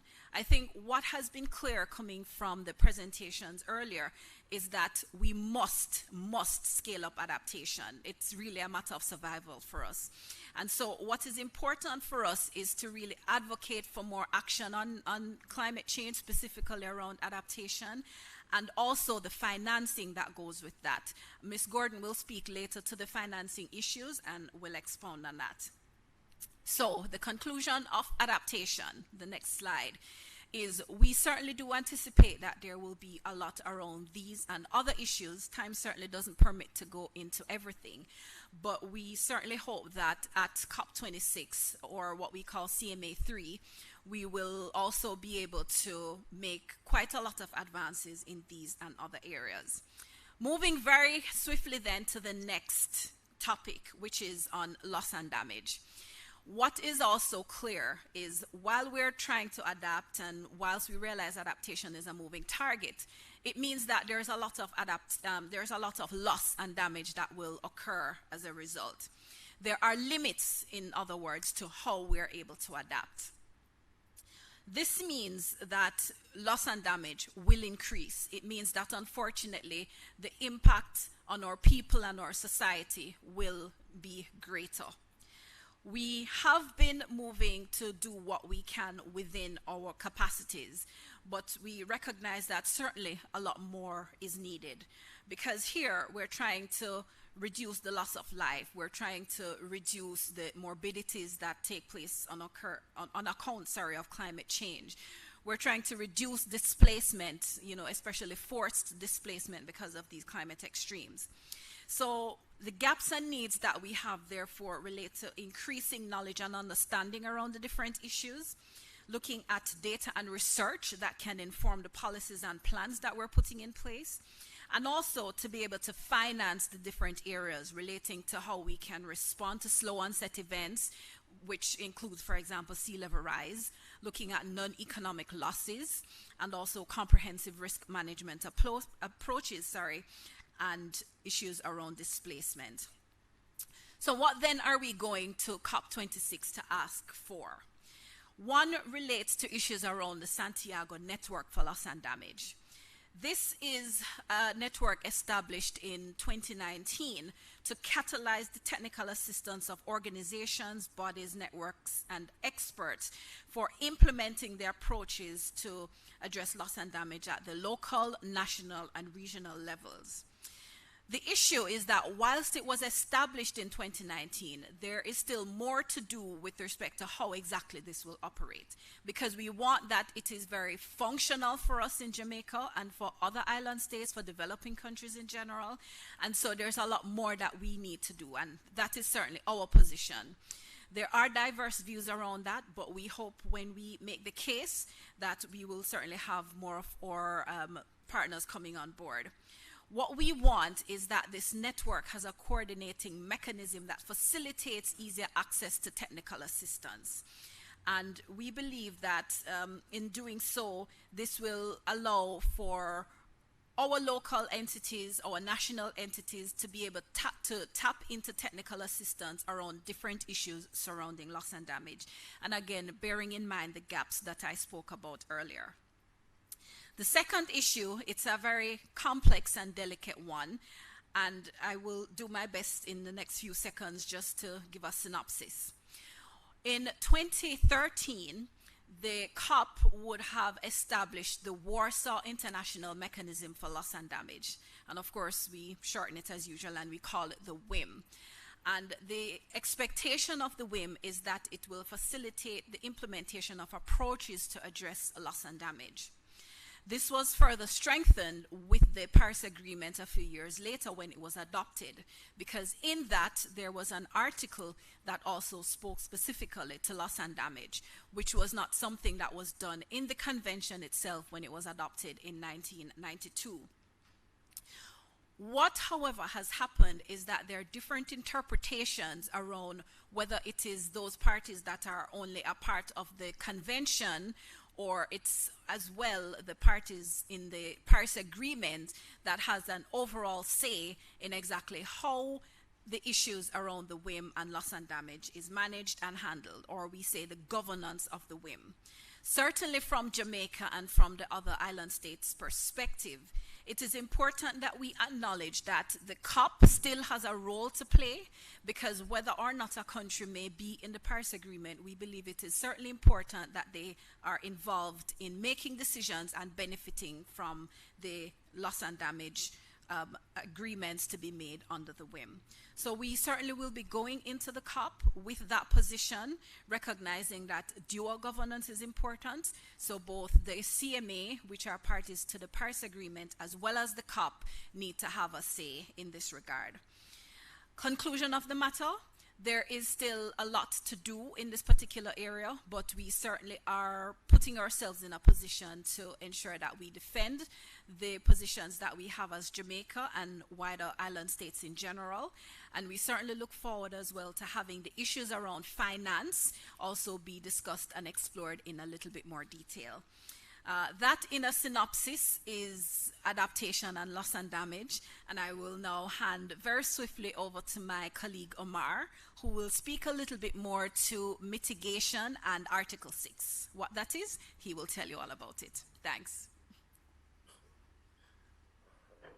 Thank you very much, Leanne, and greetings again, colleagues.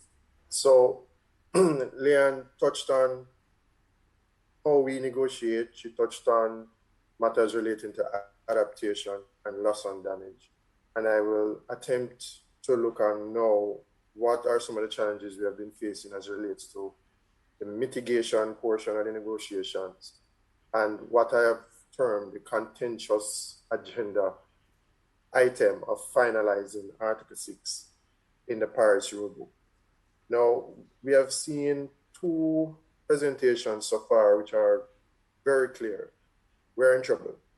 I think that's the best way I could really put it in a nutshell. We are in trouble. And if we don't change course now, if we don't find ways to reduce our levels of emissions drastically, we're going to be in even more problems before 2040.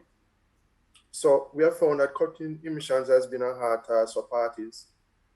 Despite welcome recent progresses, the total sum of climate policies in place across the world sadly will not keep global warming within the limits that governments had agreed to in Paris.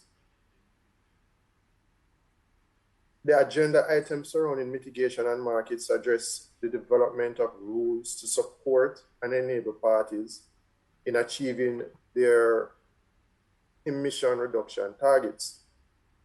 There has been a stalemate on issues since negotiations in 2019 in Madrid, Spain, which was dubbed Chile in Spain. However, it is anticipated that workable compromises may be possible in Glasgow.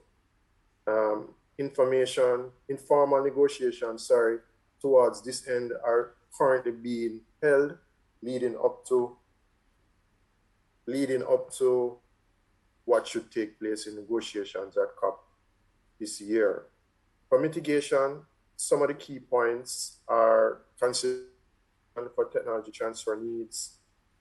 Parties must present updated and more ambitious NDCs together with long-term low emission and climate resilient strategies leading to the 2050. So Prof. Taylor spoke of the 2050 pathway. And so we are encouraging all parties to present a program, present a strategy which signifies or indicates net zero or carbon neutrality by 2050. Another key point is the fact that targets must be consistent with the 1.5 degrees Celsius pathway set out in the scientific reports produced by the Ipcc. We must halve global CO2 emissions by 2030, a hard task, but is not impossible.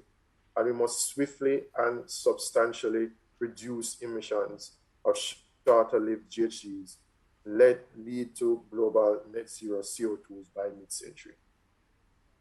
Another way that we have been negotiating, and another way thought to reduce emission levels and support financial needs of adaptation efforts is through the use of market, what I term market and non-market mechanisms. Parties are interested in transferring emission reductions among themselves to help meet their emission reduction targets. Jamaica has benefited from such an activity in the past through the development of Wigton Wind Farm. And we participated in what was called, or what is still called, the Clean Development Mechanism, which was developed under the Kyoto Protocol. Of critical importance to Jamaica, and I guess by extension, EOCs, given its potential impact on global emissions and on adaptation finance, is finalizing the rulebook. What are some of our expectations?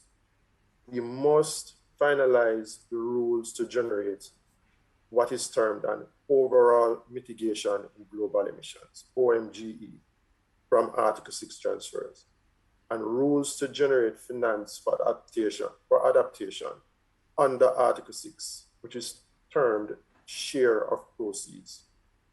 But those first items, substantial percentages and rates for OMG and SOP, can reduce emissions faster and generate more funding for resilience-based activities.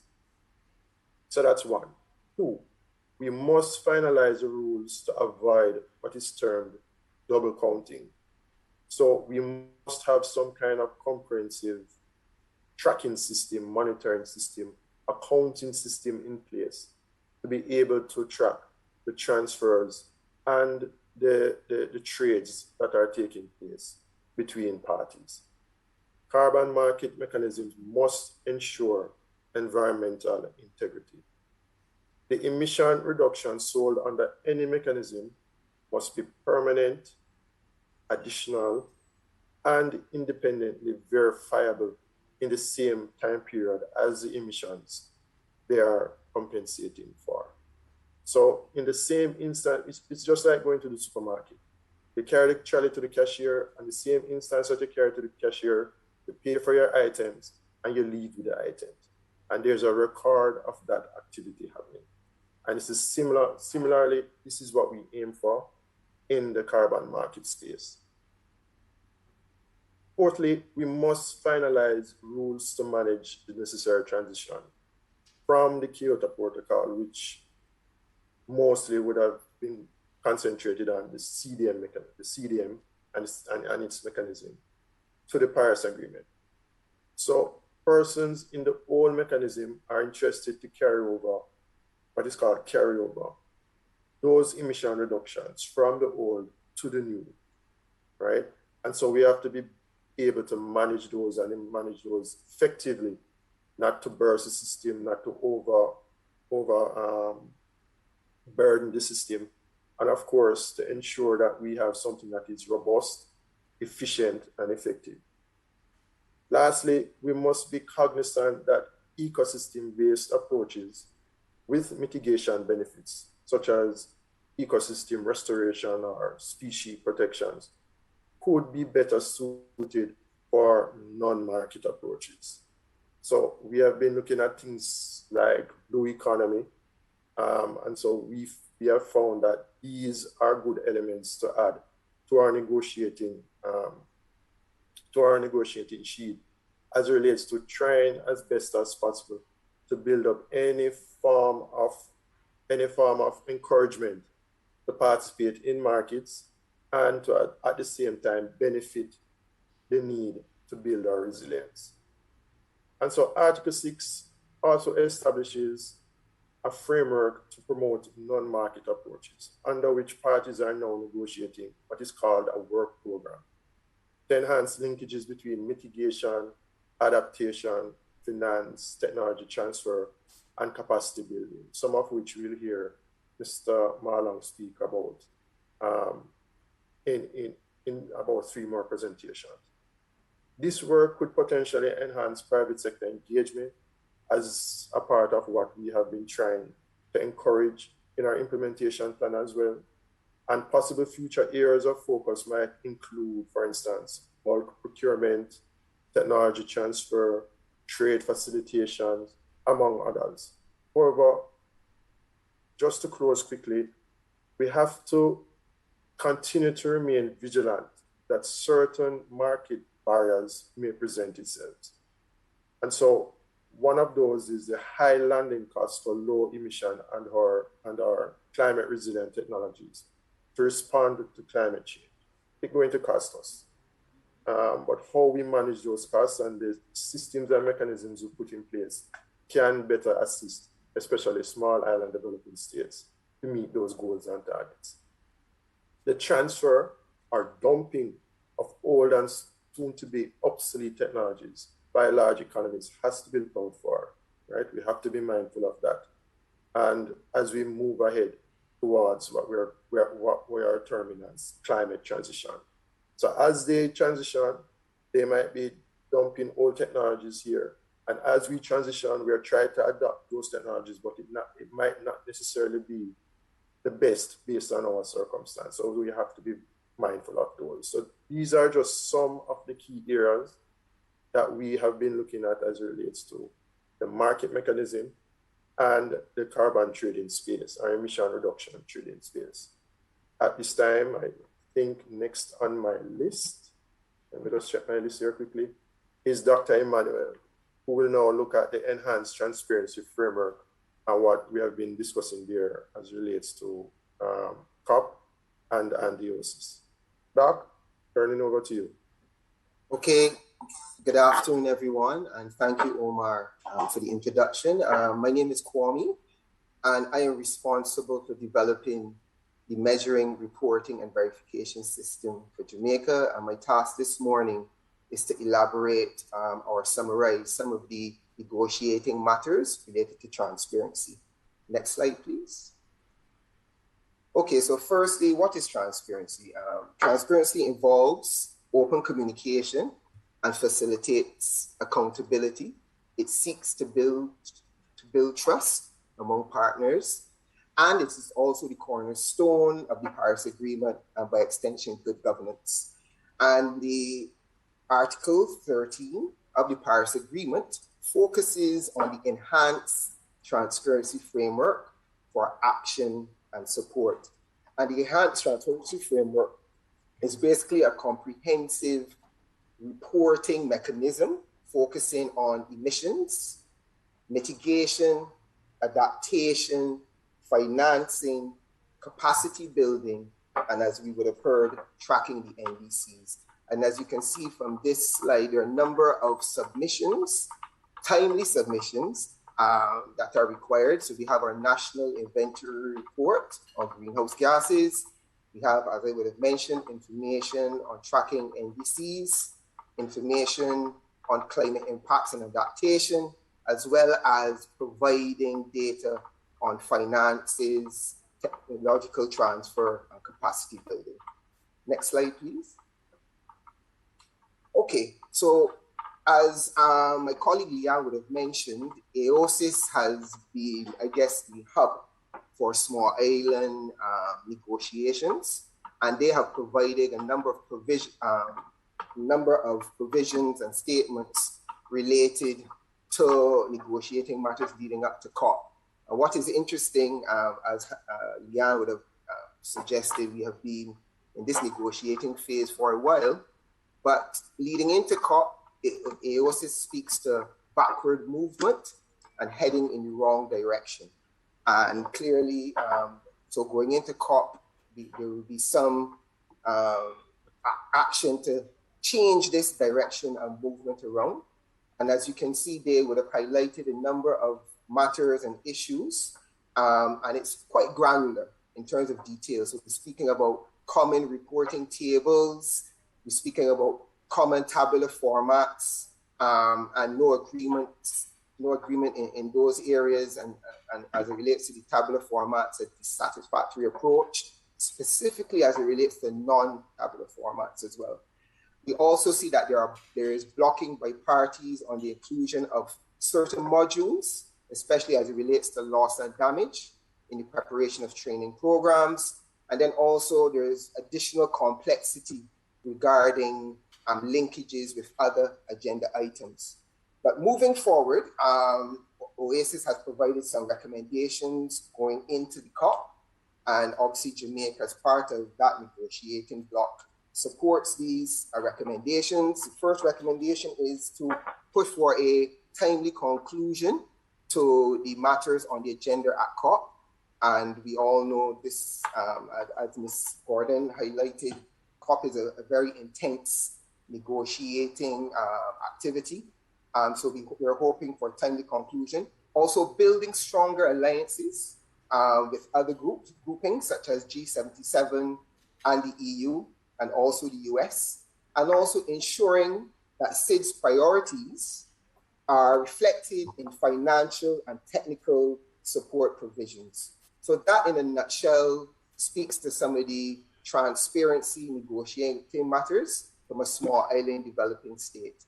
And I now pass on to the Principal Director of the Climate Change Division, Ms. Uname Gordon. Thank you.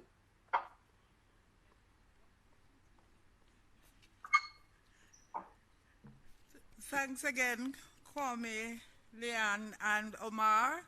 I have the privilege of speaking to you on the issue that we all care about. It takes cash to care. And so as we go into COP, if there is no financing, then all that we are speaking about here this morning will be naught. Omar spoke about the billions of dollars, and when he was speaking this morning, somebody sent me a WhatsApp to say, is that Jamaican or US dollars? And I said, in climate change, we speak in US dollars. So all the numbers you hear Omar banding around this morning was really in US dollars. And so we have costed the plan.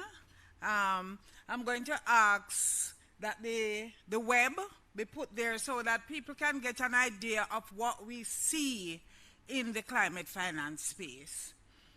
For us, this is what it looks like. And this was a graph that was prepared, I think, a couple of years ago, what the space looks like. For us, navigating the climate finance space and to get climate finance has been a challenge. And therefore, we have looked at it, segmented where we can target, and then go after the climate finance. This is really what the space looks like. It's a web.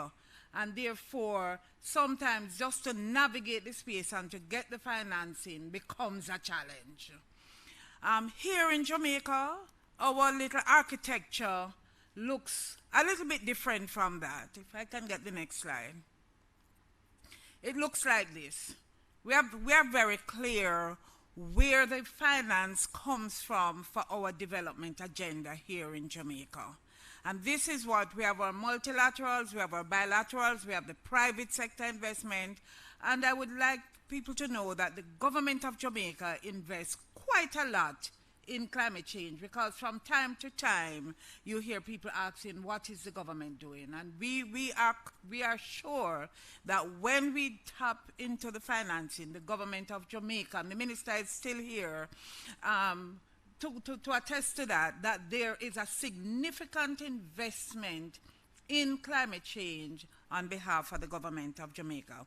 Notwithstanding that, climate change remains a very contentious issue, still a very contentious issue in the negotiations. And in many spaces, I continue to say that for us, climate access to finance and access to climate finance is a matter of survival for us in small island developing states.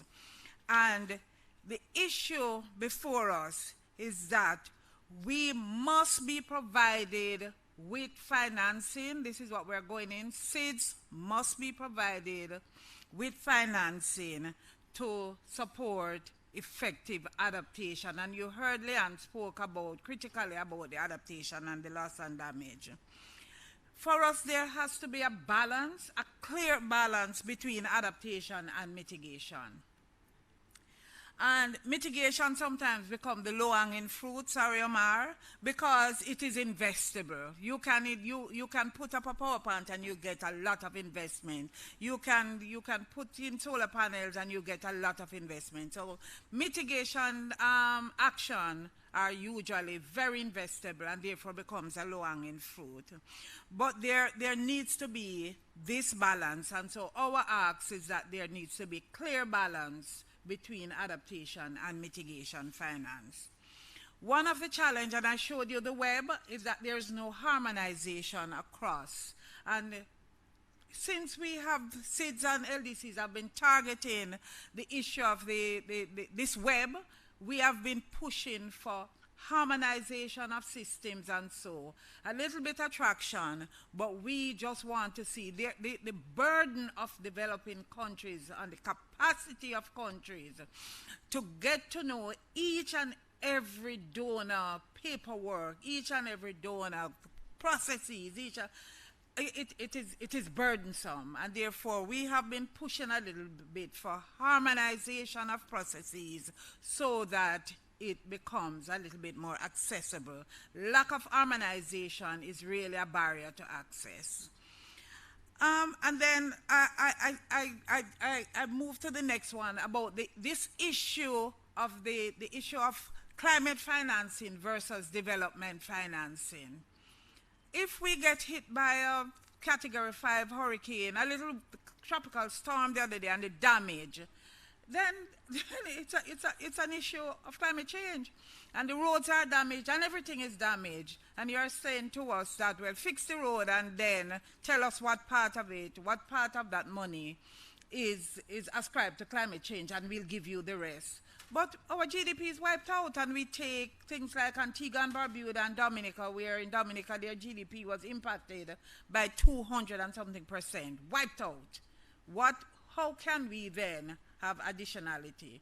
So this issue of what really is climate finance, and a clear definition of what really is climate finance, and tell me, how is this different from development finance when we are inherently vulnerable? I think those are some of the things that we will go in. And finally, the last one, everybody's aware of this $100 billion goal. That number, I think if you follow climate change, you know the number, 100 billion. What is this elusive 100 billion? And if this goal has not been met, it was set, I think, in 2015, to be met in 2020. The target has been pushed back, I think, to 2025, and you can correct me. But what then, if this 100 billion has not been met, what then should be the new ceiling? Set the ceiling and give us the money. That's all we are saying. Because if the 100 billion is too much, set a ceiling, give us the money. For us, the 100 billion was a floor. It was never a ceiling. And therefore, finance for us has to be needs-based. So we have decided on the ground that this is what we need financing to do. It must be fit for purpose. You can't give us finance to do something that we don't need. It must be needs-based and it must be fit for purpose. This morning, you notice the NDC, I get back to the NDC plans and all the co-benefits that we have aligned in the NDC as well. The plan is costed. Therefore, it signals that we are aware and we are clear, the government is clear on what we want support for. So let's start there from a Jamaica point of view, and then we will talk about the other things that needs financing. But it is clear that the government is clear on what we can at least within the barriers and the boundaries of what is acceptable in terms of climate finance, what we should or could get financing for. Let us be reminded, as I like to close, that climate change is a long-term issue, and therefore long-term finance becomes the issue for us. We have to be clear that this is a long-term issue, and therefore commitment to long-term finance needs to be made. Thank you, ladies and gentlemen. Let me then turn over to Clifford to talk about the support and the means of implementation that has been put in place to support developing countries. Over to you, Clifford. Thank you very much, Ms. Gardner. Are you hearing me? Yes. Not hearing me? Loud and clear, Clifford. All right, thank you so much. Thanks so much. All right, means of finance is one of the means of implementation. One of the key pillars, as we look at the negotiation, climate negotiation. The other two pillars are technology and capacity building. The point, though, is that even if you have the finance, and Ms. Gordon just explained how difficult it is to get what you need, and for all the years that I've been negotiating, which has been since 1996, they've never had adequate finance provided for things like adaptation. And that has remained so. So we hope that that $100 million will come to some fruition, so that countries that need help will be able to get it. The other two areas I say is technology and capacity building. But if you have the finance and you don't have the clean technologies, and you don't have the capacity to implement, then with all the money in the world, you're still at square one. And if you have the technologies, you get some money, you buy some technologies, but you don't have the capacity to implement those technologies, then you're still behind the 8 ball. So all three things work, synergize: finance, technology, and capacity building. Next slide for me. It's in the financial sources, Ms. Gordon had mentioned some that I have here also. The Green Climate Fund and the Global Environmental Facilities. These two sources are part of the financial mechanisms of the Convention and the Paris Agreement. So they are the funding bodies for action under the UNFCCC or the Paris Agreement. But you also have the Adaptation Fund, which is financed from share proceeds from carbon trading, mainly the green climate. The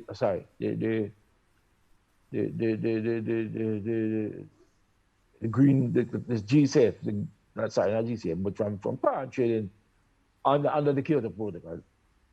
And then you have you have international partners like what we have here, NDC, the NDC partnerships.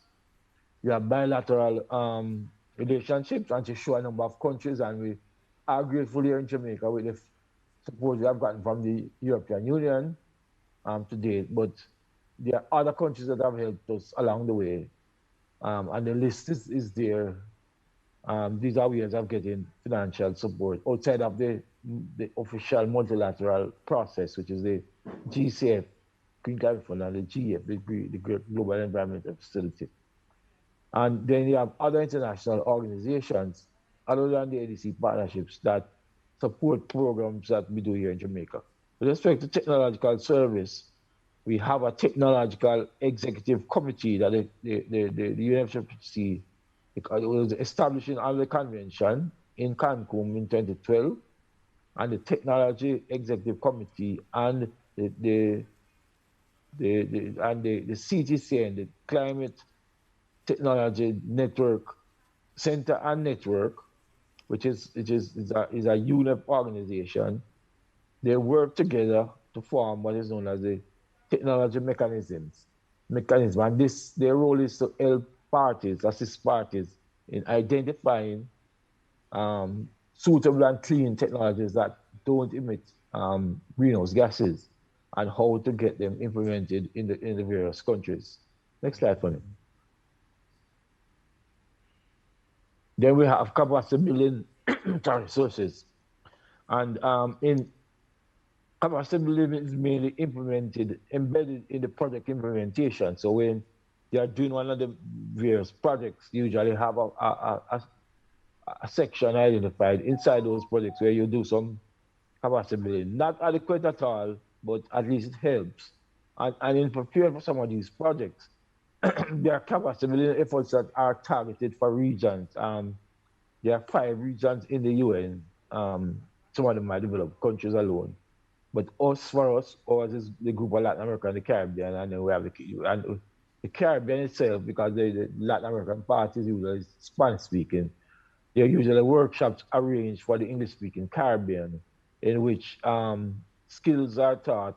For example, in preparing national communications, which happened several decades ago. I've been in the process since 1996. The first national communication was 2000, so that's a long time. We have, since 2015, established a committee dedicated especially to capacity building, known as the Paris Committee on Capacity Building. And one of the seats on that committee is for the alliance of small island states, which is a group that we negotiate in. And they have established several other bodies or events that support capacity building in developing countries and economies that are in transition. You have a network, PCCB network, a climate building hub, the Durban Forum on Capacity Building, which parties can present problems that they've been having, and it's discussed in a forum.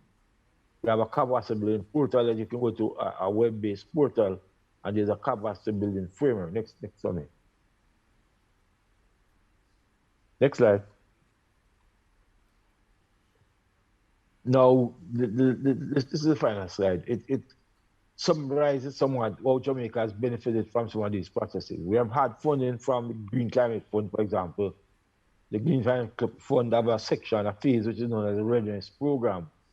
And under this, we have with the work of Ms. Gordon and the Chemistry Division, we have addressing gender issues, private sector engagement, varying national ambition plans, spoke to by Ms. Roper. We have established a green bond with the stock exchange, and that will help to fund some of the green activities, in case you are impacted, say a storm, for example, that you can be able to get some of that money to then build back what has been destroyed. We have I don't know if it's members, but we pay a premium. We are part of the CREEF, the Caribbean Insurance Facility, that if we have an event, a travel event, for example, that exceeds a certain threshold, then a payment is due to help the recovery efforts. We have the NDC and the long-term strategy, which we get funding for from the GCF and other areas like the NDC. And we have preparation and implementation of those projects, the NDC and the LST, that we get funding for from the international sources. Then with respect to technology, Jamaica has benefited from a national adaptation, appropriate mitigation action for the water sector, the NWC, which Alka spoke to some about that, which the work that we are doing with NMC will provide co-benefits. We'll be able to reduce the cost of generation of water by that facilitate the pumps. You know, NWC is one of the largest customers for the Jamaica Public Service. So if you can reduce that cost somewhat through the use of renewables, then the NWC will be able to realize some savings, and that specific mitigation action looks at that. But it also provides an adaptation co-benefit. A mitigation, you're placing the use of fossil fuel to generate the water, but you have another adaptive capacity to that, in that you have water that you can use for your water resources or for your agricultural sector to ensure your food security. So it has co-benefits. We have True Technology Exchange with Tannin Farm, which came to Jamaica in 2004. through at the time the PCJ with the late Dr. Wright, who was leading that effort to establish the first phase of the wind and farm. I think the wind farm is in the third phase, going strong. We had a trading agreement with the Netherlands government. Then we have things like other solar farms that we have seen technology coming to Jamaica in the form of solar system, content, VMR. And then we have had a fuel switch to LNG that came with New Fortress in I spoke about that again, 2010 or 11, somewhere around there. All right. Then we have plans now that I've been hearing going on for electric mobility, which are a big thing. Most countries are now looking at using electricity to power their vehicles and to reduce a lot of emission that comes from the transport sector. And the last inventory we did in 2012, the transport sector was the fastest rising carbon emission sector in Jamaica. So this will move into electricity mobility of public transport, whether it's JOTC or for your motor cars. I'll have a number of electric motor car vehicles already. Will be a good move in the right direction. Our emissions compared to the global levels are smaller than states is not large, right? But anything you do, even if you're just setting an example, that is important. And that is why we do what we do. And Jamaica has remained a leader in this area and will continue to be so. Thank you so much. This is my last slide. Thank you. Back to Ms. Mills, I think. Thank you, Clifford. Moving on to the MC. Okay, thank you. All right, thank you. Thank you all presenters. Thank you so much. Thank you to Professor Stevenson for the presentation, and thank you to Leon Roper, Ms. Leon Roper, Mr. Omar Alcock, Dr. Kwame Manuel, Ms. Unime Gordon, and Mr. Clifford Malong for, of course, looking at the negotiating matters at COP 26. We have a question coming in, and we're going to direct it to Ms. Leanne Roper.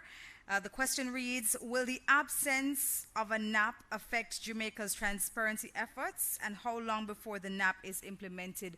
Leanne will come forward to answer the question.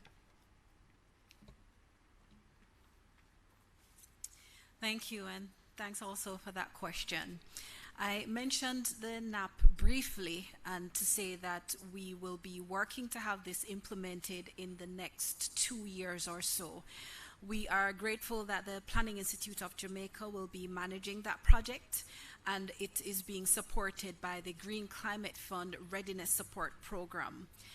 We also want to recognize that the transparency program is definitely much wider than the NAP. It does speak to all the different reports and communications that Jamaica will be producing and preparing. So the NDC, the adaptation communication, etc., all form a part of the transparency arrangements.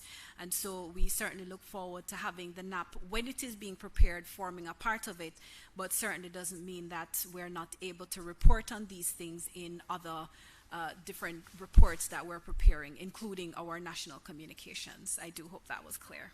Thanks. Thank you, Leon. If there are no other questions, which I think there are none, ladies and gentlemen, we have come to the end of what has been an exciting, informative, engaging day. We'd like to say thank you to all our participants from all over the world, and I understand that for some of us, even though it's daytime here in Jamaica, it is nighttime for where you are, and so we will not keep you much longer, but just want to say that we thank you very much for your participation. Over 102 persons online, and we did have persons physically here in the numbers that we were permitted to have in this space. So we say thank you to everyone who joined us today. Thanks to all our partners, the British High Commission, the NDC Partnership, UNDP, CCD, the Ministry of Housing, Urban Renewal, Environment and Climate Change. We also want to say thank you to JIS and our other media partners who were here, the technical team who are there waving their hands. Great job, guys, on ensuring that we brought this to the world. Thank you all as we continue to prepare ourselves for Jamaica's representation at COP 26 in Glasgow, Scotland. Thanks so much for your participation today as we continue our efforts in ensuring that we have a climate-friendly world. My pleasure in hosting. My name is Debbie Bissoon. Enjoy the rest of your day.